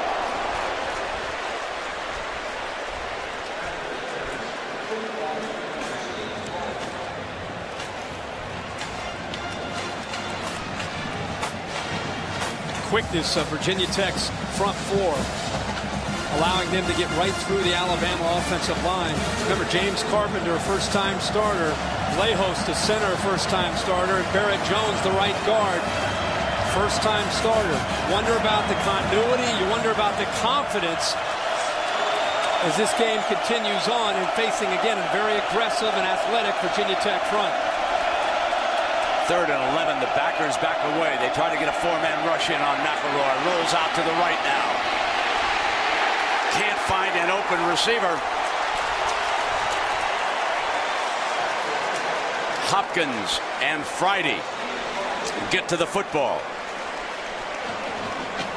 Friday does a good job of getting around the right tackle, Drew Davis, forcing McElroy to step up. And once McElroy steps up, there's just nobody downfield that he's able to locate, giving Virginia Tech plenty of time to corral him and then force the punt.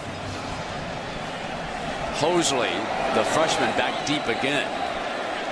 Remember the veteran Williams. Well, I shouldn't say he's a veteran either, but Hosley made a clean grab, and this one headed for the end zone. What a punt. What a punt. Again, Brian Selman, the center, gets down on P.J. Fitzgerald's punt, which backed up at the goal line, and Virginia Tech will be starting from their own 4. Timeout.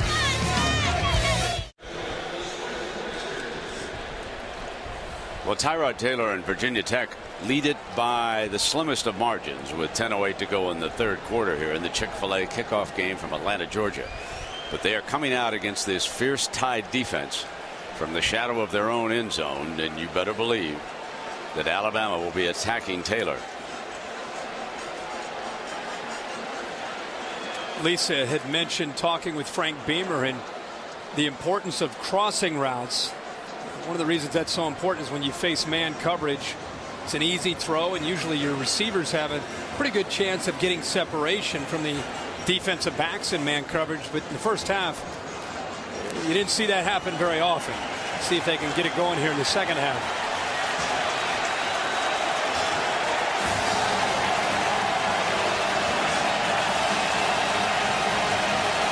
That power eye, that's the formation they used when they banged in for their second touchdown.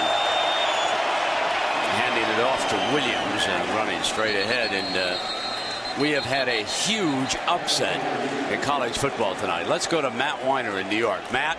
Yep. Congratulations to Bronco Mendenhall, the head coach there at BYU, and Max Hall, the quarterback. That is a major upset. 2nd and 7 for the Hokies. Tyrod handing off again to Williams. There's a penalty flag, and a couple of them fly.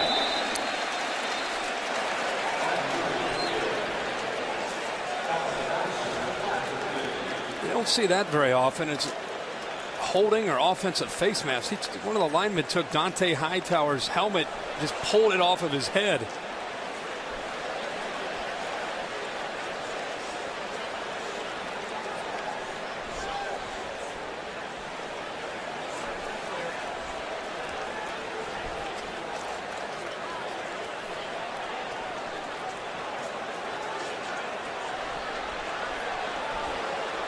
Like Blake DeChristopher, the right tackle.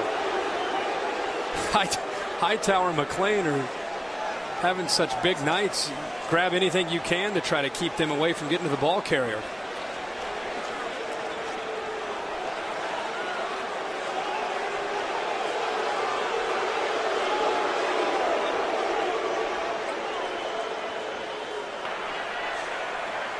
There are 2 fouls on the play. Personal foul, illegal hands to the face on the offense. That penalty's declined. Holding, number 62 of the offense. That penalty's accepted. Half the distance to the goal from the previous spot. Still second down. So with his right hand, he got a hold of the face mask for a personal foul. And his left hand, he's going to hold. Right there, he rips the helmet off, and with his left hand, that's the penalty Nick Saban wants, is the left hand. The right hand, we could take that. But we'll decline that. We want that left hand with the hold. Meanwhile, Dante Hightower says, a helmet? Who needs a helmet? The Hokies run it right straight ahead. Just line up Williams and try to bust it out. Try to give themselves a little daylight. Whatever breathing room they can manage before they have to punt. The dreaded third down against the Alabama defense.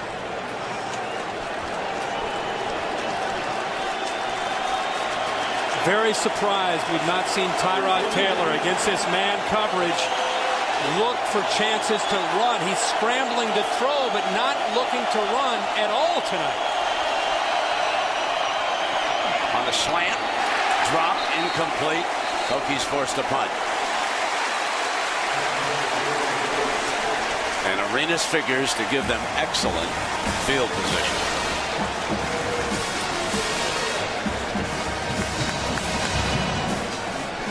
Remember, we talked a lot about Beamer ball through the years of Virginia Tech. Last year,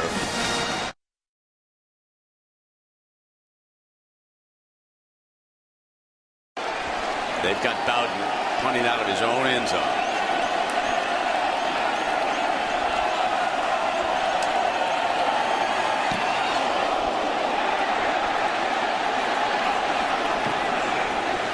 Takes a Hokie bounce and a second one before it rolls dead.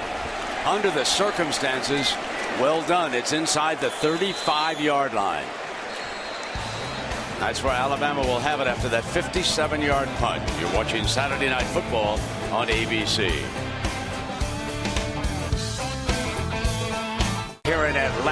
we've got the Chick-fil-A kickoff game, and of course NASCAR rolls into the Atlanta Speedway with the 500-miler tomorrow night. Only 2 races left. Denny Hamlin standing in 4th place, and yesterday, folks, he took Lisa Salters on a ride of her life. Let's go down to Lisa. That's with right, Denny. Brent. That's right, Brent. I'm with Denny Hamlin, and that's for what you did to me yesterday, driving me so close to that wall. But tell me, how long have you been a Virginia Tech fan? I've been a fan of theirs for a long time, but once I met Frank Beamer for the first time, I was definitely hooked. He's just got such great character, and when the tragedies happened, I was the first kind of, me and a couple other Virginia drivers to kind of get together and help with the memorial fund. So just a big fan. Now, I asked you your thoughts about what's going on so far tonight with the team, and you had some good analysis. How are you breaking it down? Got to stop their run. Our offense has got to get going. That's for one thing. It looked like they're getting a lot of pressure early on our quarterback. But for the most part, defense, special teams doing a pretty good job, but we got to stop their run. All right, stick with me. I got to send it back up to Brent for a minute. Brent? All right, Lisa, that was Jones on that Virginia Tech side over there. So here comes now the 3rd down for Alabama. All the talk about Julio Jones. It's a good time to try to, again, look for the inside receiver to the other side. Hanks, 15, if he gets one-on-one coverage. Here comes the pressure. They hit him on the release down the middle. Incomplete. There's a penalty flag thrown at midfield. There is a penalty flag away from the intended receiver. So while they're sorting it out, let's go back to Lisa and Denny Hamlin. Lisa? Thanks, Brent. Denny, I know that you spoke to the Virginia Tech team at practice a couple of weeks ago. How does car racing translate? What were you able to say to the guys? Well, it's just, racing's a lot like football. I mean, it's a team sport. It doesn't, it's just not always about one person. It's a team that kind of makes the deal happen, and you got to help your teammates up. If someone makes a mistake, don't chastise them about it, but help them get back up, and that's what great teamwork is. All right, well, we appreciate you taking the time. We know you're 4th in the standings right now, so good luck in the rest as you head down the stretch. Appreciate your time. Thanks a lot. And I'm going to give you another one. So there was a penalty, and we want to show it to the crowd. It was away from the ball as he tried to cut to the inside. Huge play. 3rd down there, Brent. I'd say. Puts him up around midfield. Gives him a first set of downs. Here's Upchurch. And this time he's thrown for a loss. Virginia Tech coaches. Let's go back one more time. Who initiated this contact is my question. He was trying to cut to the inside, and Chancellor took away his ability to get to the inside. What the Virginia Tech coaches are yelling is the ball isn't catchable and that there shouldn't be a flag. He clearly got in the way of Julio Jones. That's gutsy by Virginia Tech. An all-out blitz and leaving Chancellor at 6'4", 230 man-to-man against Julio Jones. 2nd down and 12. Keeping it after that direct snap. They have used the Wildcat on a number of occasions here tonight. That was Upchurch taking it that time, and Jake Johnson making the stop. So that will bring up now a 3rd down and almost 10.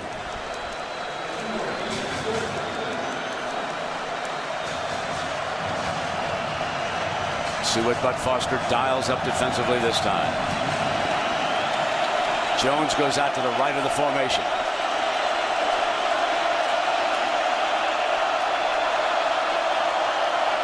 Again, a 4-man rush. They'll bracket Jones. McElroy forced to look down the middle for another first down pass. And that time it was Hanks. There's McElroy growing up right in front of our eyes here. Wants to go to Julio Jones to the outside. The safety porch takes him away. Comes back, buys a little bit of time with his feet, and then finds Hanks, who works back to the middle towards his quarterback to give him an open target. He's proud of himself there, and he should be. Big 3rd down conversion. Bama at the Hokie 37 here. 5:29 left in quarter number 3. 1-point game.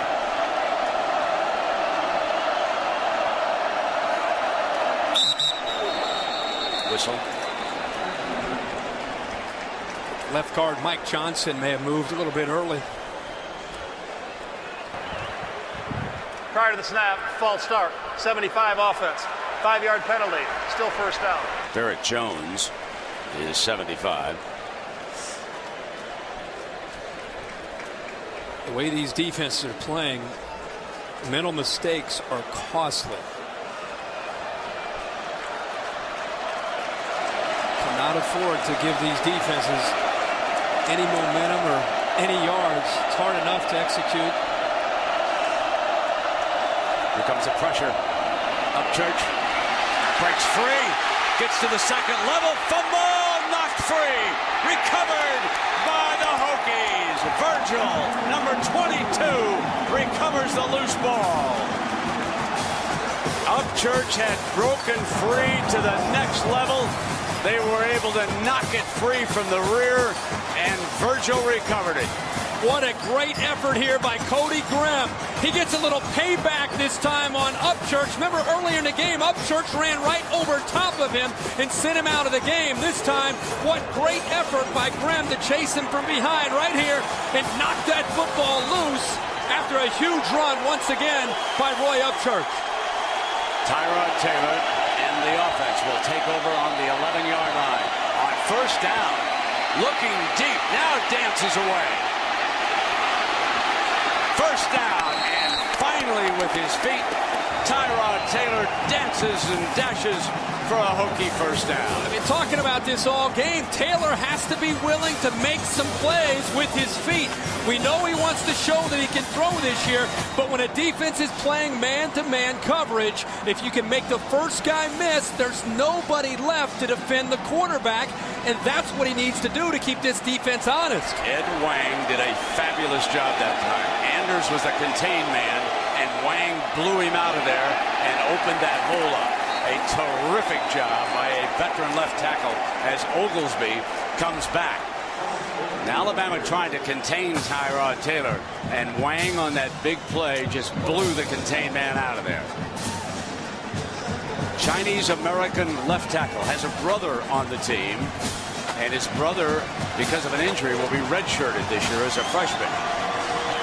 Meanwhile, you can see over the sideline Upchurch being tended to on a hamstring.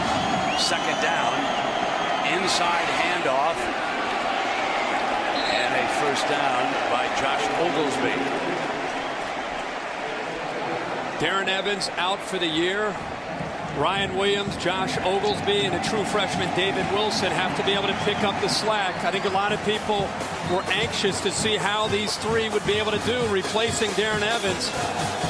They all bring something a little bit different. Of the three, Oglesby is a little bit more powerful when he gets his hands on the football. There's Ryan Williams, who's played quite a bit and had a touchdown tonight for the Hokies.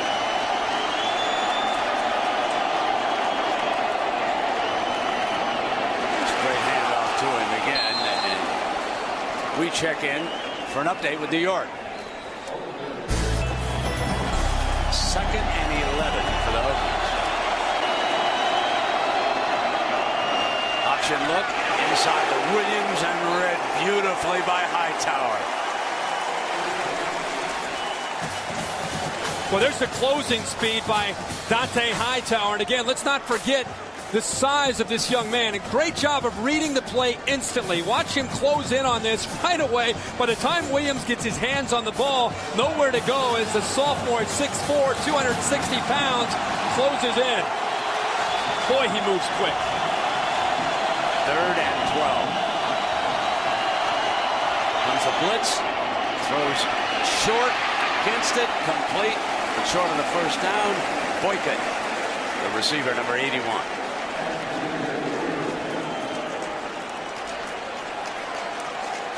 Trying to hit those crossing routes that Frank Beamer talked about. But not only do you have to deal with the defensive backs, but the defensive line is so well schooled that they're turning back and chasing as well. Here comes Arenas.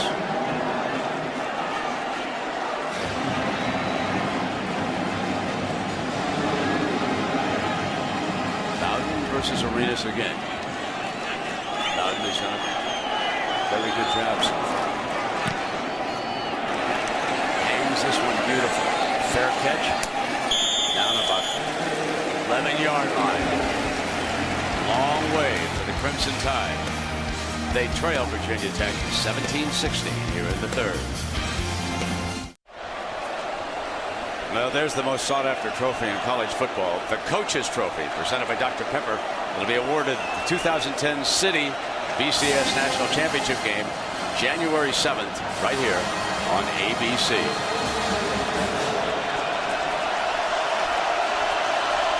McElroy handing it off and busting free is Ingram out to the 29-yard line.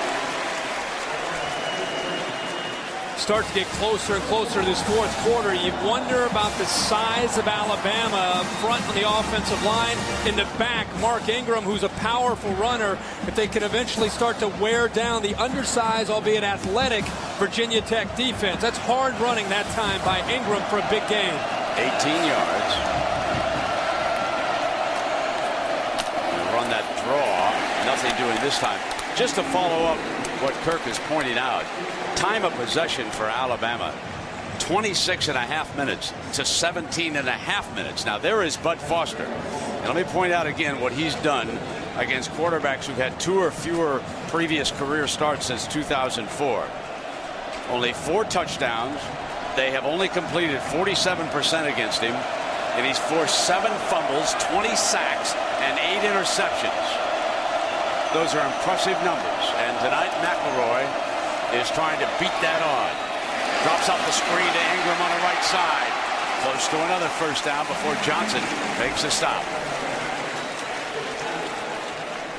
Good call on second long, drawing the defensive line towards McElroy. And another simple throw for him to just get it out to the back, setting up this third down. You know, it seems like every year, college football, no matter what Virginia Tech has coming back, you know one thing's for sure.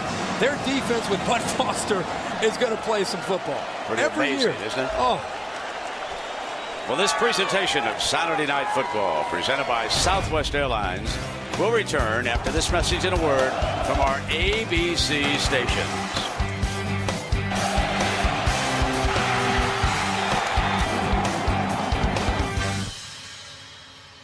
Saturday night, a scoreless third quarter, and we start the final 15 minutes. Alabama with the football, trailing it by a point. McElroy up under center. Hokies show pressure. Play action, gonna throw. Middle dropped at the 40-yard line. Boy, gutsy call. Deep in your own, or not deep, but in your own territory in the fourth quarter, down by a point, 3rd and 1. They decided to try to catch Virginia Tech off balance. They actually had the play. He's a little bit late on the throw, causing him to put a little bit more zip on the ball. Right there, the ball should be delivered. He waits a little bit, and then it gets into heavy traffic. Still, Julio Jones, knowing him, should have been able to make that catch. The punting duel between Bowden and Fitzgerald continues. Freshman back deep. Their catch is signal for. Well, did they give him enough room? No flag. That was close. Back at the 18. Well, there's a whole lot of NASCAR fans here tonight rooting for either Alabama or Virginia Tech. Both schools are located in NASCAR hotbeds, and tomorrow night at 7 p.m. they'll be on the track over there. Some of the motorhomes with all the flags they'll be watching. 2 races remain for the likes of Kyle Busch and Mark Martin to get off the bubble and into the chase. So the 500-miler down in Hampton, Georgia, just south of Atlanta tomorrow. That'll be exciting again. It'll get started at 7 o'clock Eastern time. First down and 10 for Tyrod Taylor and the Hokies. Stands and delivers for 9, make it 11 yards, and that's Boykin as we check in with Matt Weiner in New York. All right, Matt, and here, 17-16. We had 5 lead changes in the first half, a scoreless third quarter. Handing off to Williams. Anders hanging on and bringing him down. keep kind of thinking to myself up here that, boy, Virginia Tech, maybe they can put something together, get some points on the board, and get back into this game. And you can forget, you look at the score, and despite all these numbers, look at the top. That's the only number that matters right here. Thanks to some special teams and some big plays, they've been able to hang in there. Not only hang in there, have this 1-point lead. Here's Williams again. Ever since he fumbled that punt, leading to an Alabama score, he has been possessed back there in the backfield. He now has 11 carries for 37 yards, and he's been running hard. Not even a hint of a fumble. Even with the loss of Darren Evans, I think this backfield of Virginia Tech is going to be fine. I think they've got a great combination of three backs with Williams, Oglesby, and Wilson.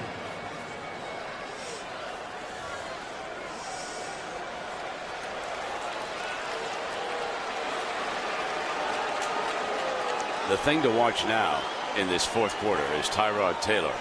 If this defense is at all tired, Taylor demonstrated on one run in the third quarter that when he gets to the corner, he's plenty dangerous. He's 8 of 16 tonight for only 86 yards. McElroy is thrown for 145. Here he is on 3rd and 1 up under center.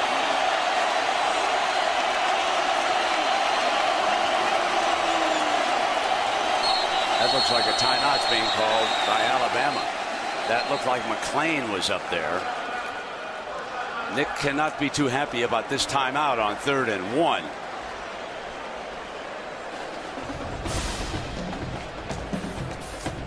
We'll take a break.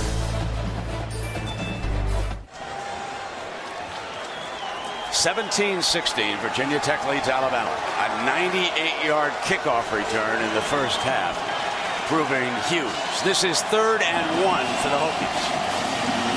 Williams hitting the backfield, shakes free, 1st and 10, and then just kept on going.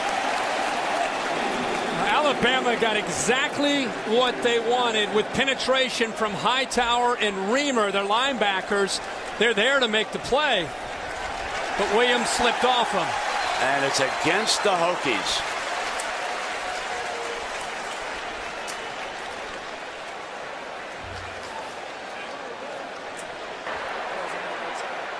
Holding, offense 75. 10-yard penalty from the spot of the foul. Repeat 3rd down. That's a backup. No Sal. Right here. Trying to get a kick-out block on Barron, the safety. He just locks, the right hand is locked up on the safety. And I think clearly a hold, but I think the back, Williams, probably picks up the 1st down without that. So on the big 3rd down, threw the slant, misfired on it, tried to pick up Cole, and it'll be punting time for the Hokies.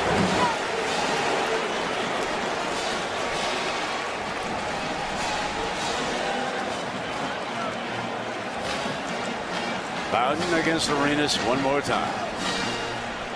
There's been some really close calls on the pass interference. It probably could have gone either way, and that was one that I'm sure Virginia Tech fans at home are saying, where's the call? Called Chancellor earlier on one against Julio Jones. Where's the call on that one?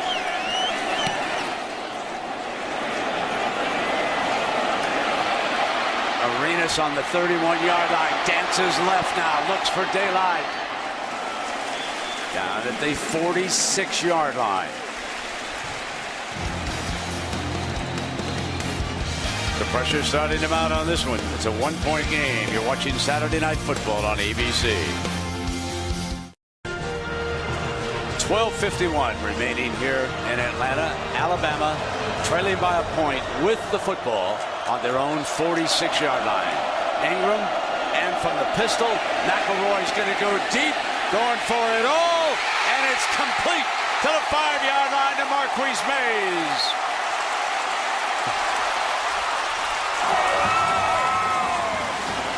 Tell you what, Greg McElroy told us, and he's now proving it tonight, that he is most comfortable throwing the deep ball. A little bit of a play-action fake to Ingram, trying to get the defense to respect that. It's the second time tonight we've seen him throw it over the shoulder of a receiver deep downfield, and both times behind Cam Chancellor, the safety. The first one was Hanks, and this time he finds Mays. 48-yard gain. Ingram, touchdown, Alabama leads it.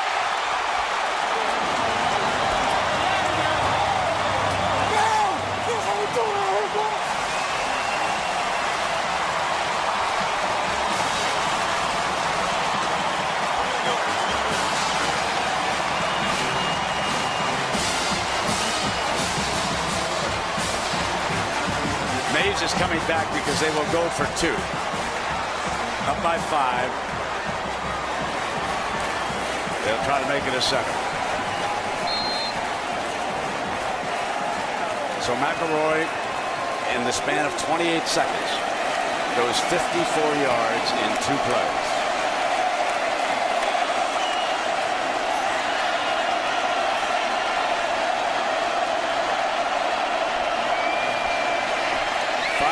Wide open.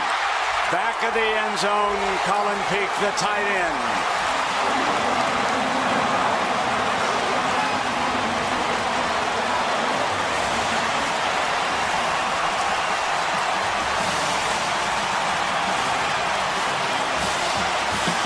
First it was Ingram.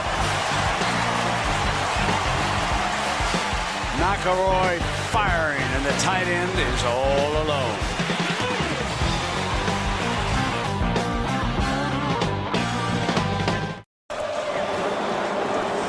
Alabama flag flying high, and a reminder to stay tuned after the game. Your late local news over most of these ABC stations.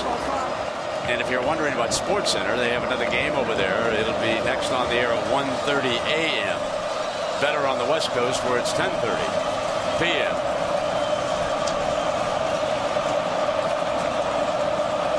Roberts back deep, awaits the tip and kick. This is Morgan. They do not give Roberts a chance. Ball loose. And Alabama appears to have jumped on it. They've got it. The referee just signaled they've got it.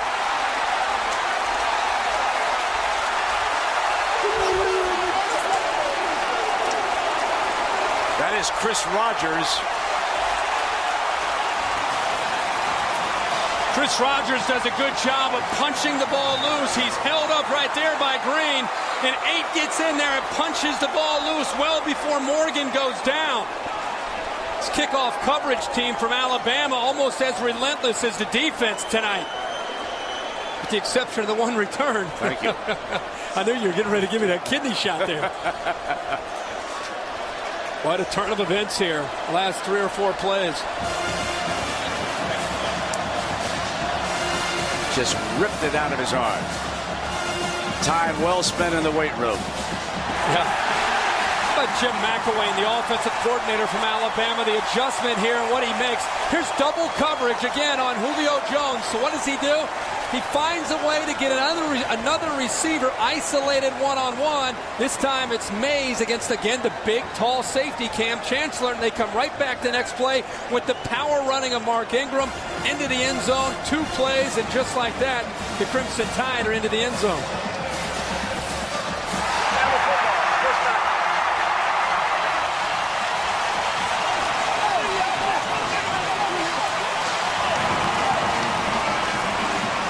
Nick Saban talked to us this week about the importance of leadership emerging for the 2009 Alabama team, especially the way last season ended. And in a grudge match like this, that might be happening down there on his football field for the Crimson Tide.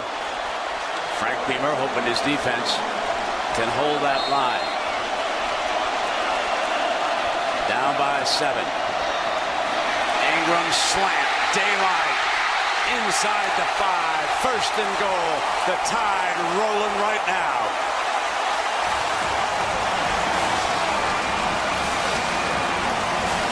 Great blocking up front. the big tight end's able to get downfield and make a nice block, and that's something that's important when you want to be able to get into that next level. But it all starts up front. Alabama controlled the line of scrimmage on this play and in the previous play for the touchdown to give Mark Ingram finally some room to run.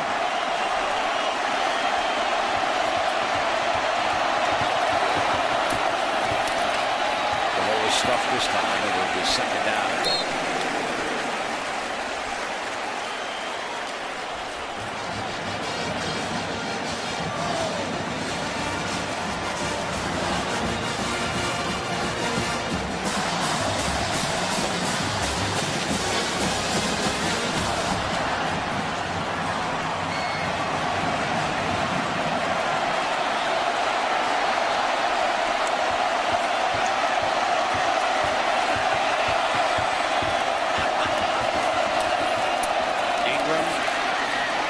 Third and goal.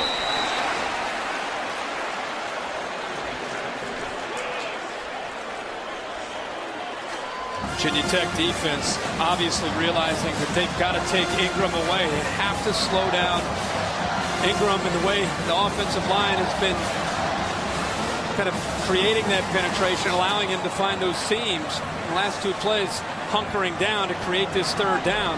Again, this is where Colin Peak, the tight end, is. We saw it in the two-point play. They love to try to find him in the back of the end zone. Time was running down. Didn't get the play in quickly enough to him. You can read it on McElroy's face. Saban upset over on the sideline. You know, coaches are a stubborn bunch. You look at Ingram, he's going to love this timeout, actually. He needed to catch his breath. But you remember a short time ago, Upchurch turned it over when he was hit from behind and stripped. You think they're not about to put him back in there and give him another shot? Nope. They were leaving Ingram in there, and he was exhausted. And a reminder to stay tuned for the Ford wrap-up coming up right after this game. John and Jesse Palmer will have that for you. And underway and some wild happenings as usual. It's just another college football season. Oklahoma loses. I've got to have a shout out to Andre Ware.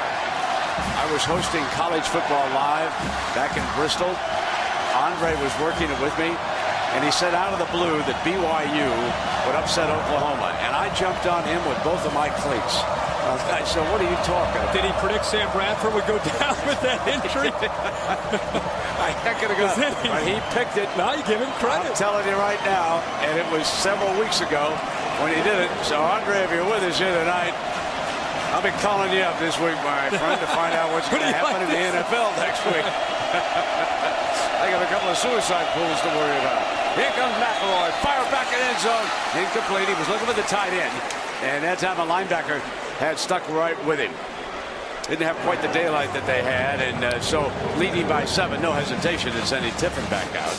He is 3 of 4 here tonight. He's locked in there. Locked in. He wanted Peak in the back of that end zone. Talked about it before the snap. And Rivers thinking the same thing. Wallison cleared the back of the end zone. 20-yarder.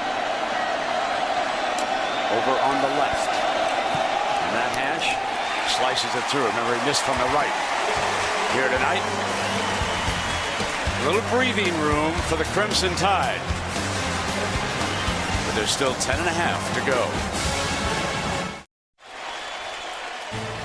In the background of our two competitors' helmets, Stone Mountain, Georgia. And we get ready, and that sensational freshman prospect, David Wilson, has gone back as one of the return men. Remember, he's got breakout speed. Roberts and Wilson.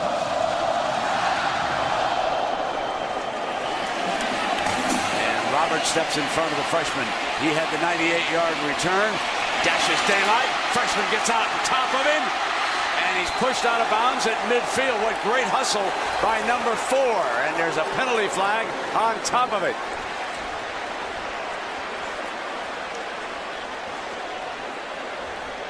Tell you what, Tyrell Roberts wants the ball in his hands, and He definitely, every single time he gets an opportunity on a kickoff return, he seems to find a seam. Dead ball, personal foul, late hit out of bounds, number 36 of the kicking team. 15-yard penalty at the end of the run, automatic first down. That's Chris Jordan. He's a sophomore linebacker.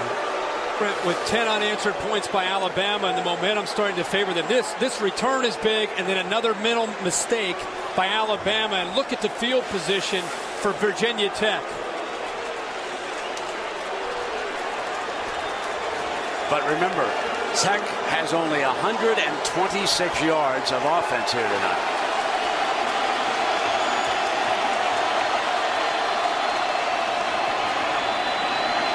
Taylor dumps in underneath. That's Boykin. Well, let's take a look at the Pacific Life game summary.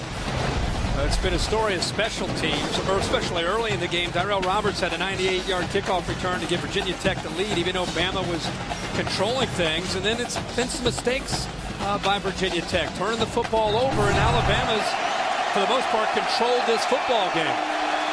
All without a huddle, now a late check over with the coaches on the sideline. Trying to conserve time, down by 10. Williams dashing for the first down. Williams across the 20. Williams across the 10, diving for the pylon. God, looks like it's going to be marked about the 1-yard line. But you talk about jumping right back in the thick of things. Absolutely, and a great job up front by the offensive line, and then a poor angle taken by Mark Barron, the safety, coming up in run support. He came in tight, and he gave Williams plenty of room to cut to the outside. But give credit up front to that big offensive line and the vision there of Ryan Williams. This might be, they may take a look at this. They may take a look at this one. I am not so sure he didn't stay in the air as the ball was coming inside the pylon. Now, we'll have to take another look at it, but instant replay immediately stopped it. But I agree with you, and really it may come down to whether or not his right foot, as he started to take off into the air, did it go out of bounds? If his foot stayed in bounds, I think you're right. I think he was able to get the ball across the goal line. Watch his right foot as he goes up into the air. Did it stay? It stayed in bounds. It's just a matter of where the ball broke the plane. And then his butt hits the ground. And where's the ball? As he's crossing over the end zone. Well, that looks like a touchdown to me. Instant replay running it back and forth. They're taking a look at that foot here upstairs. SEC crew. Even if they don't give him the touchdown, keep in mind it's going to be a first and goal from the 1. Just when you think that Alabama's in control of this game, the big kickoff return, the 15-yard penalty, Virginia Tech opening up some holes for Ryan Williams. This is a great bit of effort by number 34. Yep. There's one, little things, Herbie. I'll never forget that freshman running back coming back in front of the return man and throwing a block on that kickoff return over there. Wilson. And he even started behind him. Yes. Remember, because he was about to make the catch, and Roberts stepped in front of him. He's 5-10 yards behind him. Didn't give up on the play.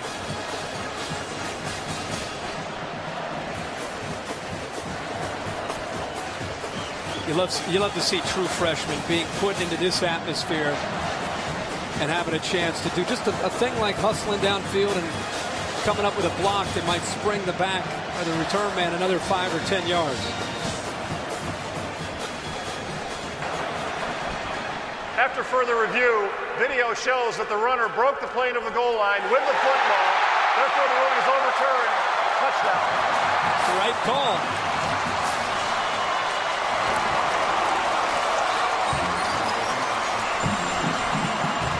Frank will go for 1 to make it a 3-point game. 9:22 left, and a 32-yard touchdown run by Williams. His second touchdown of the game.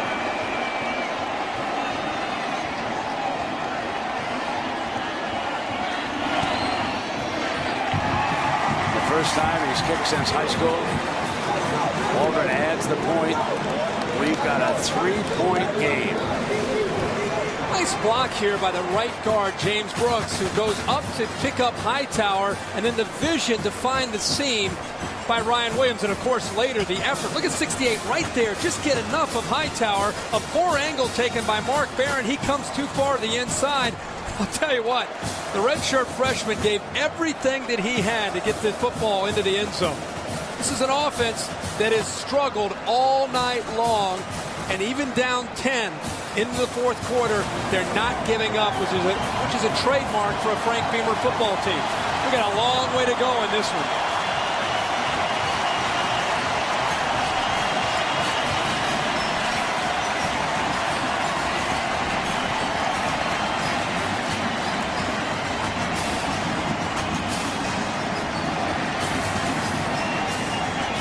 74,954, the fourth largest crowd in Georgia Dome history. 74,954, and they have seen a damn.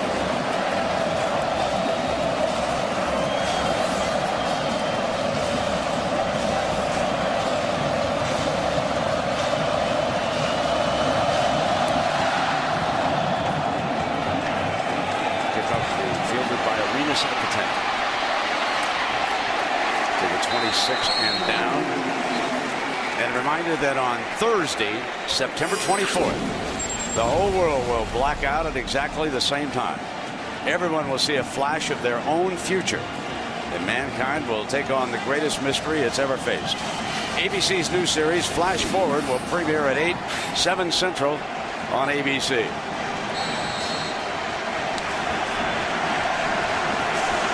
McElroy and the Alabama offense coming back out. What looked like a safe 10 is now a shaky 3.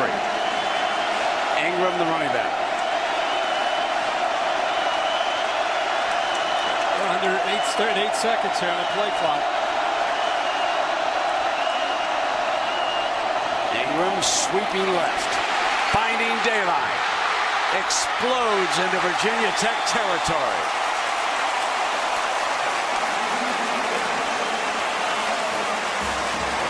Big left tackle, the junior college transfer, James Carpenter, leading the way. And how about the vision and then the burst by number 22, Mark Ingram. Slides to the outside and then finds that crease and gets upfield in a hurry. He's starting to find his own little rhythm right now with a career high, 131 yards and counting. Going over 100 with that 39-yard run. And now they will give him a blow, and Terry Grant comes in. Grant goes in the same direction. Penalty flag is flying.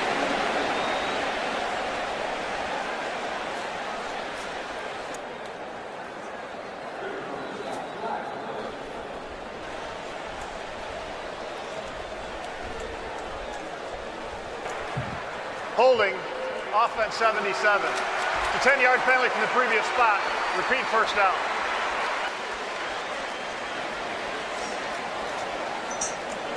.842 remaining.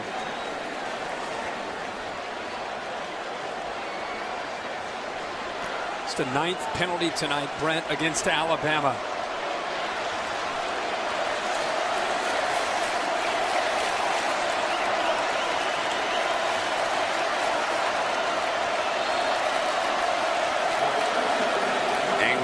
Back on the field.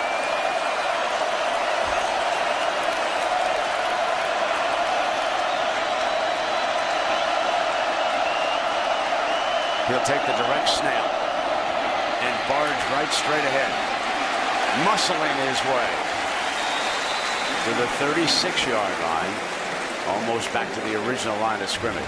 Big fellas up front, the last few drives starting to push Virginia Tech around. And not only that, boy, Mark Ingram, talk about first game, what kind of shape are these teams in? Seems like Mark Ingram's getting better the longer this game goes on and the more of a pounding he's taking. I said during the week, he is no longer a freshman. He has the body of an NFL running back. He is in great shape.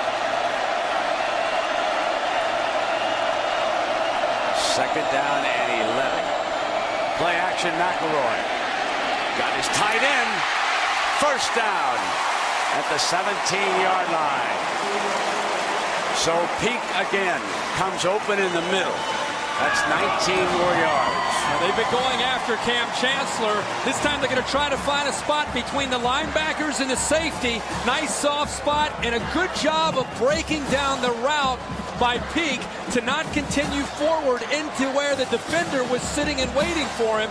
Good job of communication by a first-time starting quarterback in McElroy, and Colin Peak coming off a transfer year. On first down, the handoff to Ingram.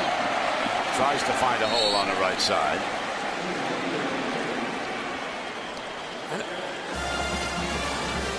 Get into the red zone. You start talking for both of these football teams. 3 points. Can Alabama continue to move down and put a touchdown up on the board, or can Virginia Tech hold them to 3 and keep this a one-possession game now that we're under 7 minutes? Some big downs coming up for both these teams right here inside the red zone.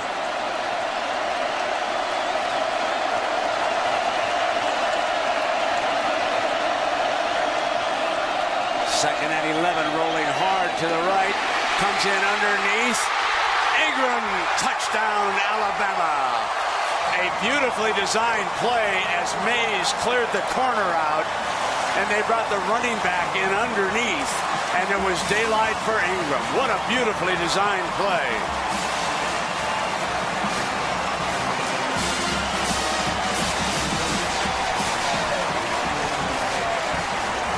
The linebacker, Jake Johnson, completely bent on the play action. Followed the back and didn't have time to get out to Ingram. Tiffin tacks on the extra point.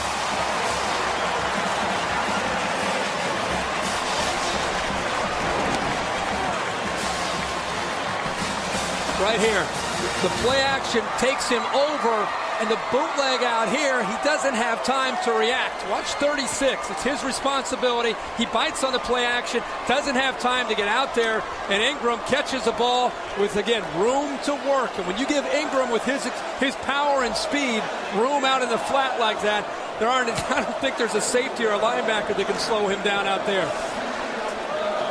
Boy, for a game that hasn't had much offense, the last 15 or 20 minutes, been pretty exciting. Raise your hand if you saw 58 points coming in this one. I'll tell you, if I'm an Alabama fan, I'm sitting there looking at a sophomore in Ingram and McElroy as a redshirt junior, thinking about leadership and how important the intangibles are of being a championship team. You got to be pretty happy for the first game and the way this team has battled through some adversity. Both these teams have battled through a lot of adversity to compete. Some long hokey faces right now, but there's still 6.5 minutes to go. We've already had 25 fourth quarter points scored after a scoreless third quarter. Unfortunately for the Hokies, 18 by the Crimson Tide. Tiffin on the ground now, trying to slow down these great return men. Wilson, the freshman, stopped short of the 20-yard line. A reminder again, 7 Eastern. NASCAR Sprint Cup Series continues right here in Atlanta. Only 2 races remain before they start the chase. That'll be here and, of course, at Richmond next Saturday. And this was the nationwide series tonight. And Kevin Harvick beats Kyle Busch and Jr. to the finish line. First down and 10. And a whistle prior to the snap. Dead ball, false start, 75 offense, 5-yard penalty, still first down. No sound. And it'll be first and 15.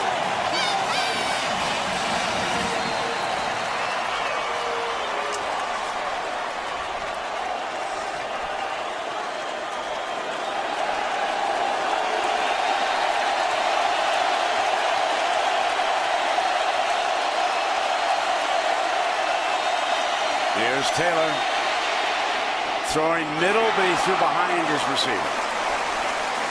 Incomplete. Roberts, number 11, was the intended target. As if the Alabama pass rush hasn't been tough enough for Virginia Tech to deal with. Now they're just pinning their ears back and coming after Tyrod Taylor. It gives you an idea of the ball control and the time of possession and how it has favored Alabama throughout most of this game. It's really not a good indication of the way the game has gone as far as the score. Alabama bringing pressure on Tyrod, and he'll run away from it. Take it out of bounds at the 17-yard line, and it'll be 3rd down. That was Barron, the safety.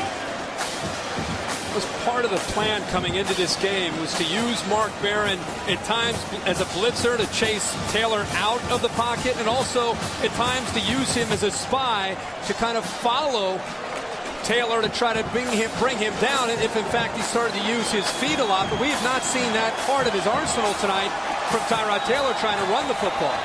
Late substitution. They're going to go with 3 down linemen. Extra defensive back on 3rd and long. In trouble. Linebackers got him. Rolando McClain trying to make up for when he lost his composure earlier in the game. He sacks Taylor and forces a punt. Brett, watch number 62, Blake DeChristopher. This is what Alabama will do to you. He doesn't touch anybody.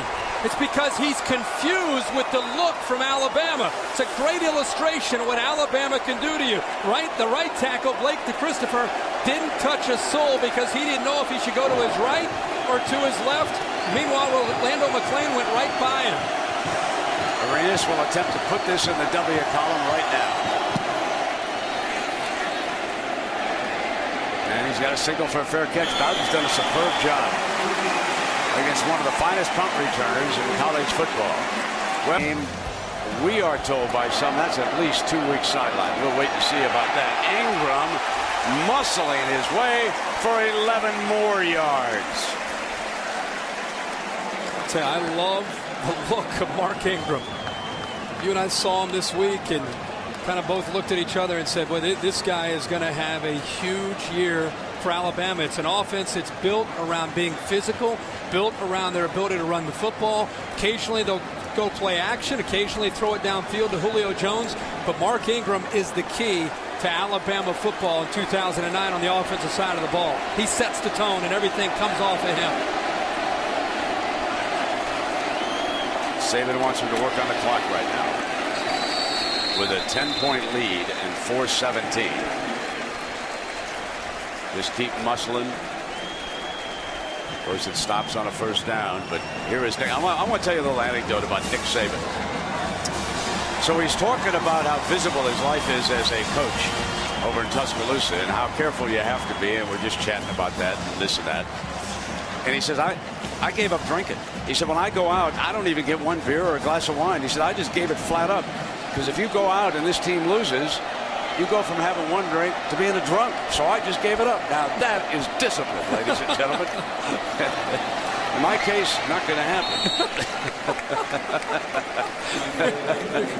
I can't wait for a cool one after this, dandy. 3:44. Oh, mercy. But you want to join me for some Sports Center hits? We got all night tonight. I love you, my friend. Got to get ready for that NASCAR race tomorrow. Let's see.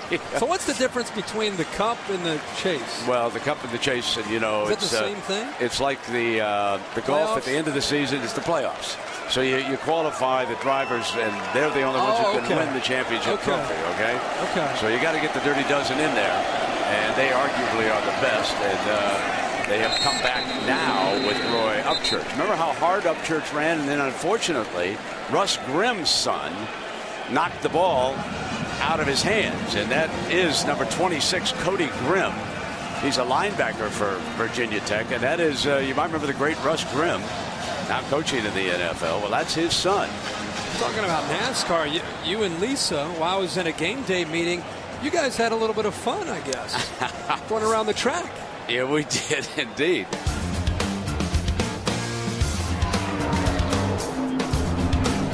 Let's do it, baby. Yeah, baby. Lock and load. Pull on some cheese now, baby. Yahoo! How good was my man? He was cranking out of here. You have no idea. He got a little close to the bird. Did you? You guys, I'll tell you what, you said, I mean, you've been in jets, you've done a lot of things. Right. How did that rank up for some of these?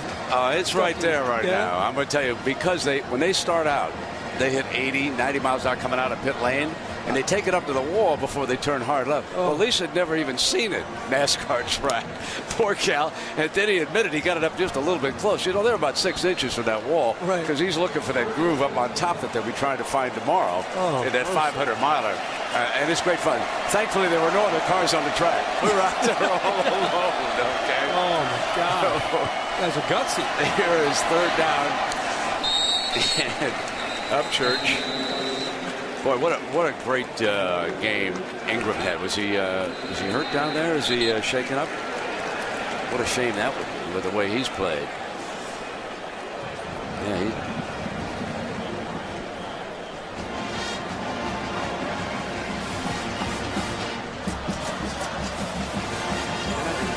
the last thing you want to see. That's for sure. The night he's had. Well, we've got a moment here. MetLife is providing some great views of the Georgia Dome and the city of Atlanta. Doesn't look nice. And MetLife provides coverage of major sporting events. We're also providing you with guarantees for the ifs in life. Visit MetLife.com today. Let's take a look at this injury here, Irving. It's good to see him up and moving, but game just about in hand. You start to worry about things like this. Looks like he maybe came down right on that left arm. But he is up. Now they'll let this one go on into the end zone, and it'll come out on the 20. And, you know, I think a couple things are obvious here tonight.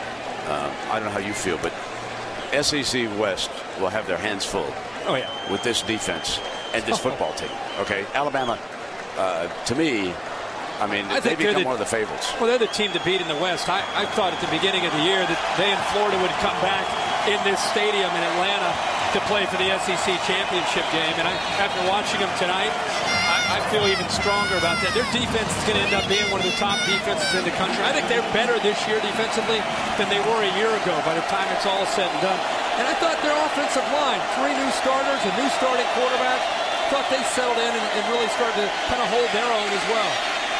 Tyrod Taylor, he'll just take it out of bounds. Now, the other thing, and even though with 2:45, they could still pull it out, obviously, but it doesn't look like Virginia Tech's going to win this game. But they are going to be a factor in the ACC race. Yeah, I think they're definitely going to be a factor. I mean, Virginia Tech is, the last couple of years, they've represented the ACC and the BCS, and I think this year, of course, they're definitely a team to look out for. But for them to become a dominant team, I think Tyrod Taylor, I know he wants to show the world that he can throw, but they have to utilize his ability to run as a weapon.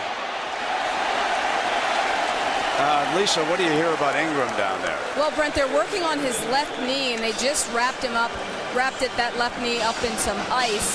We're not going to get any more information, I'm told, because it's so late in the game. Earlier, he was kind of jogging up and down the sideline, trying to walk it off, and now he's over here on the bench with ice on that left knee.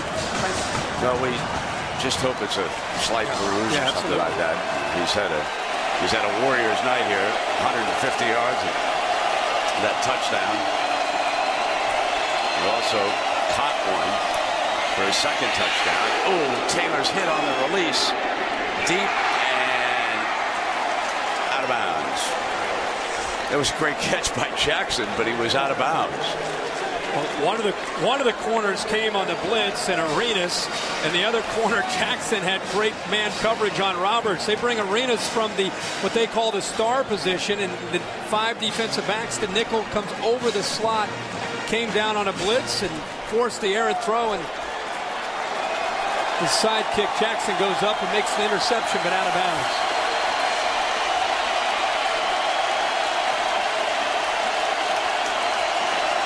Well, they'll go for it on 4th down here with time running down now and down by 10. Sacked at the 19-yard line. Alabama will take over there A victory in hand, leading by 10. 2:12 to go. And remember the name Marcel Darius, number 57 for Alabama. Nick Saban said he's one of the bright young athletes on this football team. He's a sophomore. And Marcel Darius that time had a chance to go against Ryan Williams, the running back, in pass protection. He sidestepped him, almost went over top of him to show his athletic ability, and got in there to make the play. And see, that's the difference, I think, Brent, this year with Alabama, why I think they can be better defensively. Players like Darius, I think they're more athletic and they're deeper on the defensive line. And it's not just all about their linebackers in secondary. I think their defensive line is much better. Here comes somebody we want to watch, the running back, Trent Richardson. Trent Richardson, number 1 in a lot of recruiting lists, number 3, lined up at tailback. And he is going to get, I would think, his first carry. Now, here's a story about this young man. He is out of Pensacola, Florida. He went to the same high school as Emmitt Smith, okay? And he broke many of the Hall of Famers' records when he was down at Pensacola. Every school in Florida wanted him. Many of the other schools in the SEC wanted him. He chose Alabama. One of the things he brings to this position, great strength. So, boy, do we want to see him carry the ball. Explodes and keeps battling, baby. Oh, yeah. Wow. Well, just because they're all related doesn't mean they always relate. One big, straight, gay, multicultural, traditional, happy family comedy. Modern Family, Herbie. Premieres Wednesday, September 23rd at 9/8 Central. Part of ABC Comedy Wednesday. Got a little bit for everybody in there. I guess so. Whatever turns you on. Second down now. Got a minute and a half to go. There he is again. Young Richardson.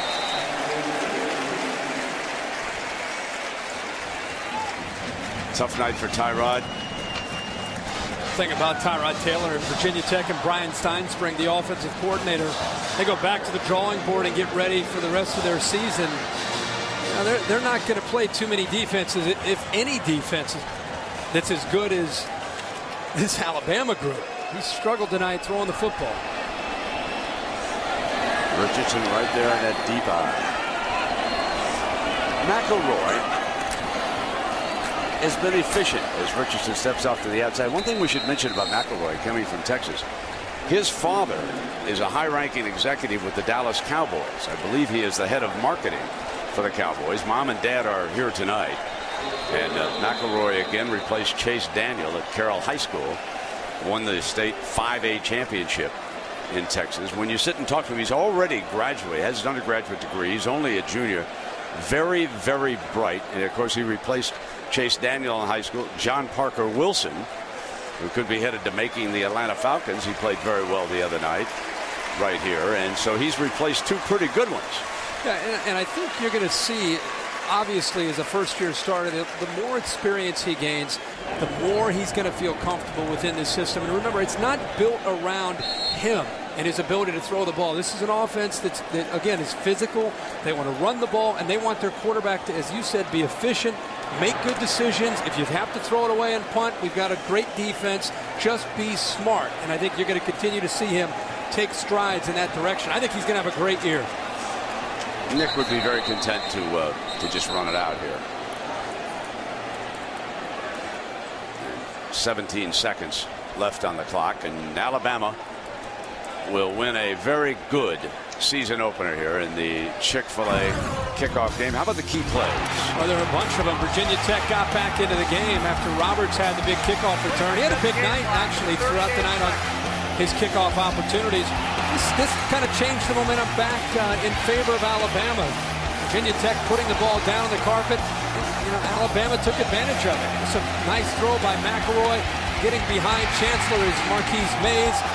And then just when it looked like Virginia Tech might be out of it, Ryan Williams comes back and gives Virginia Tech some life. But Late in this game, we had some offensive fireworks because right back here, Alabama had a chance to come back and show what they could do offensively. And I think in the fourth quarter, you really started to see Alabama take control of the line of scrimmage. And that's why Ingram had such a big night, especially in the fourth quarter. So as we get ready to wrap this up, another reminder that next week in Columbus, Kirk and Lisa will be on the air on ESPN. The race from Richmond is on ABC, so Ohio State USC is on ESPN next week. Just a little program reminder there. And we'll see. We had a discussion about who is going to be the favorite after today. Don't be surprised if USC isn't the favorite coming into Columbus, even though that's a tough venue. So 34-24. Nick Saban at Alabama over Frank Beamer and Virginia Tech. Two of the best coaches in the business right there, folks. 498 total yards of offense for the Crimson Tide. Let's go to Lisa. Thanks, Brent. I'm with Mark Ingram. Mark, first thing I want to ask you is what happened to your knee? Nothing, just got hit on it. I'm good. So it feels fine now? Yeah, if they needed me to go back in, I could have went back in. Now, it seems like you got stronger as the game went on. How did it feel for you? It felt good. You know, they were stopping us early, stuff on the run. You know, the line just made some adjustments, got a head on the hat, and we just made our reads. Now, what changed for you, though? What changed for you? You got big holes in the second half. What changed?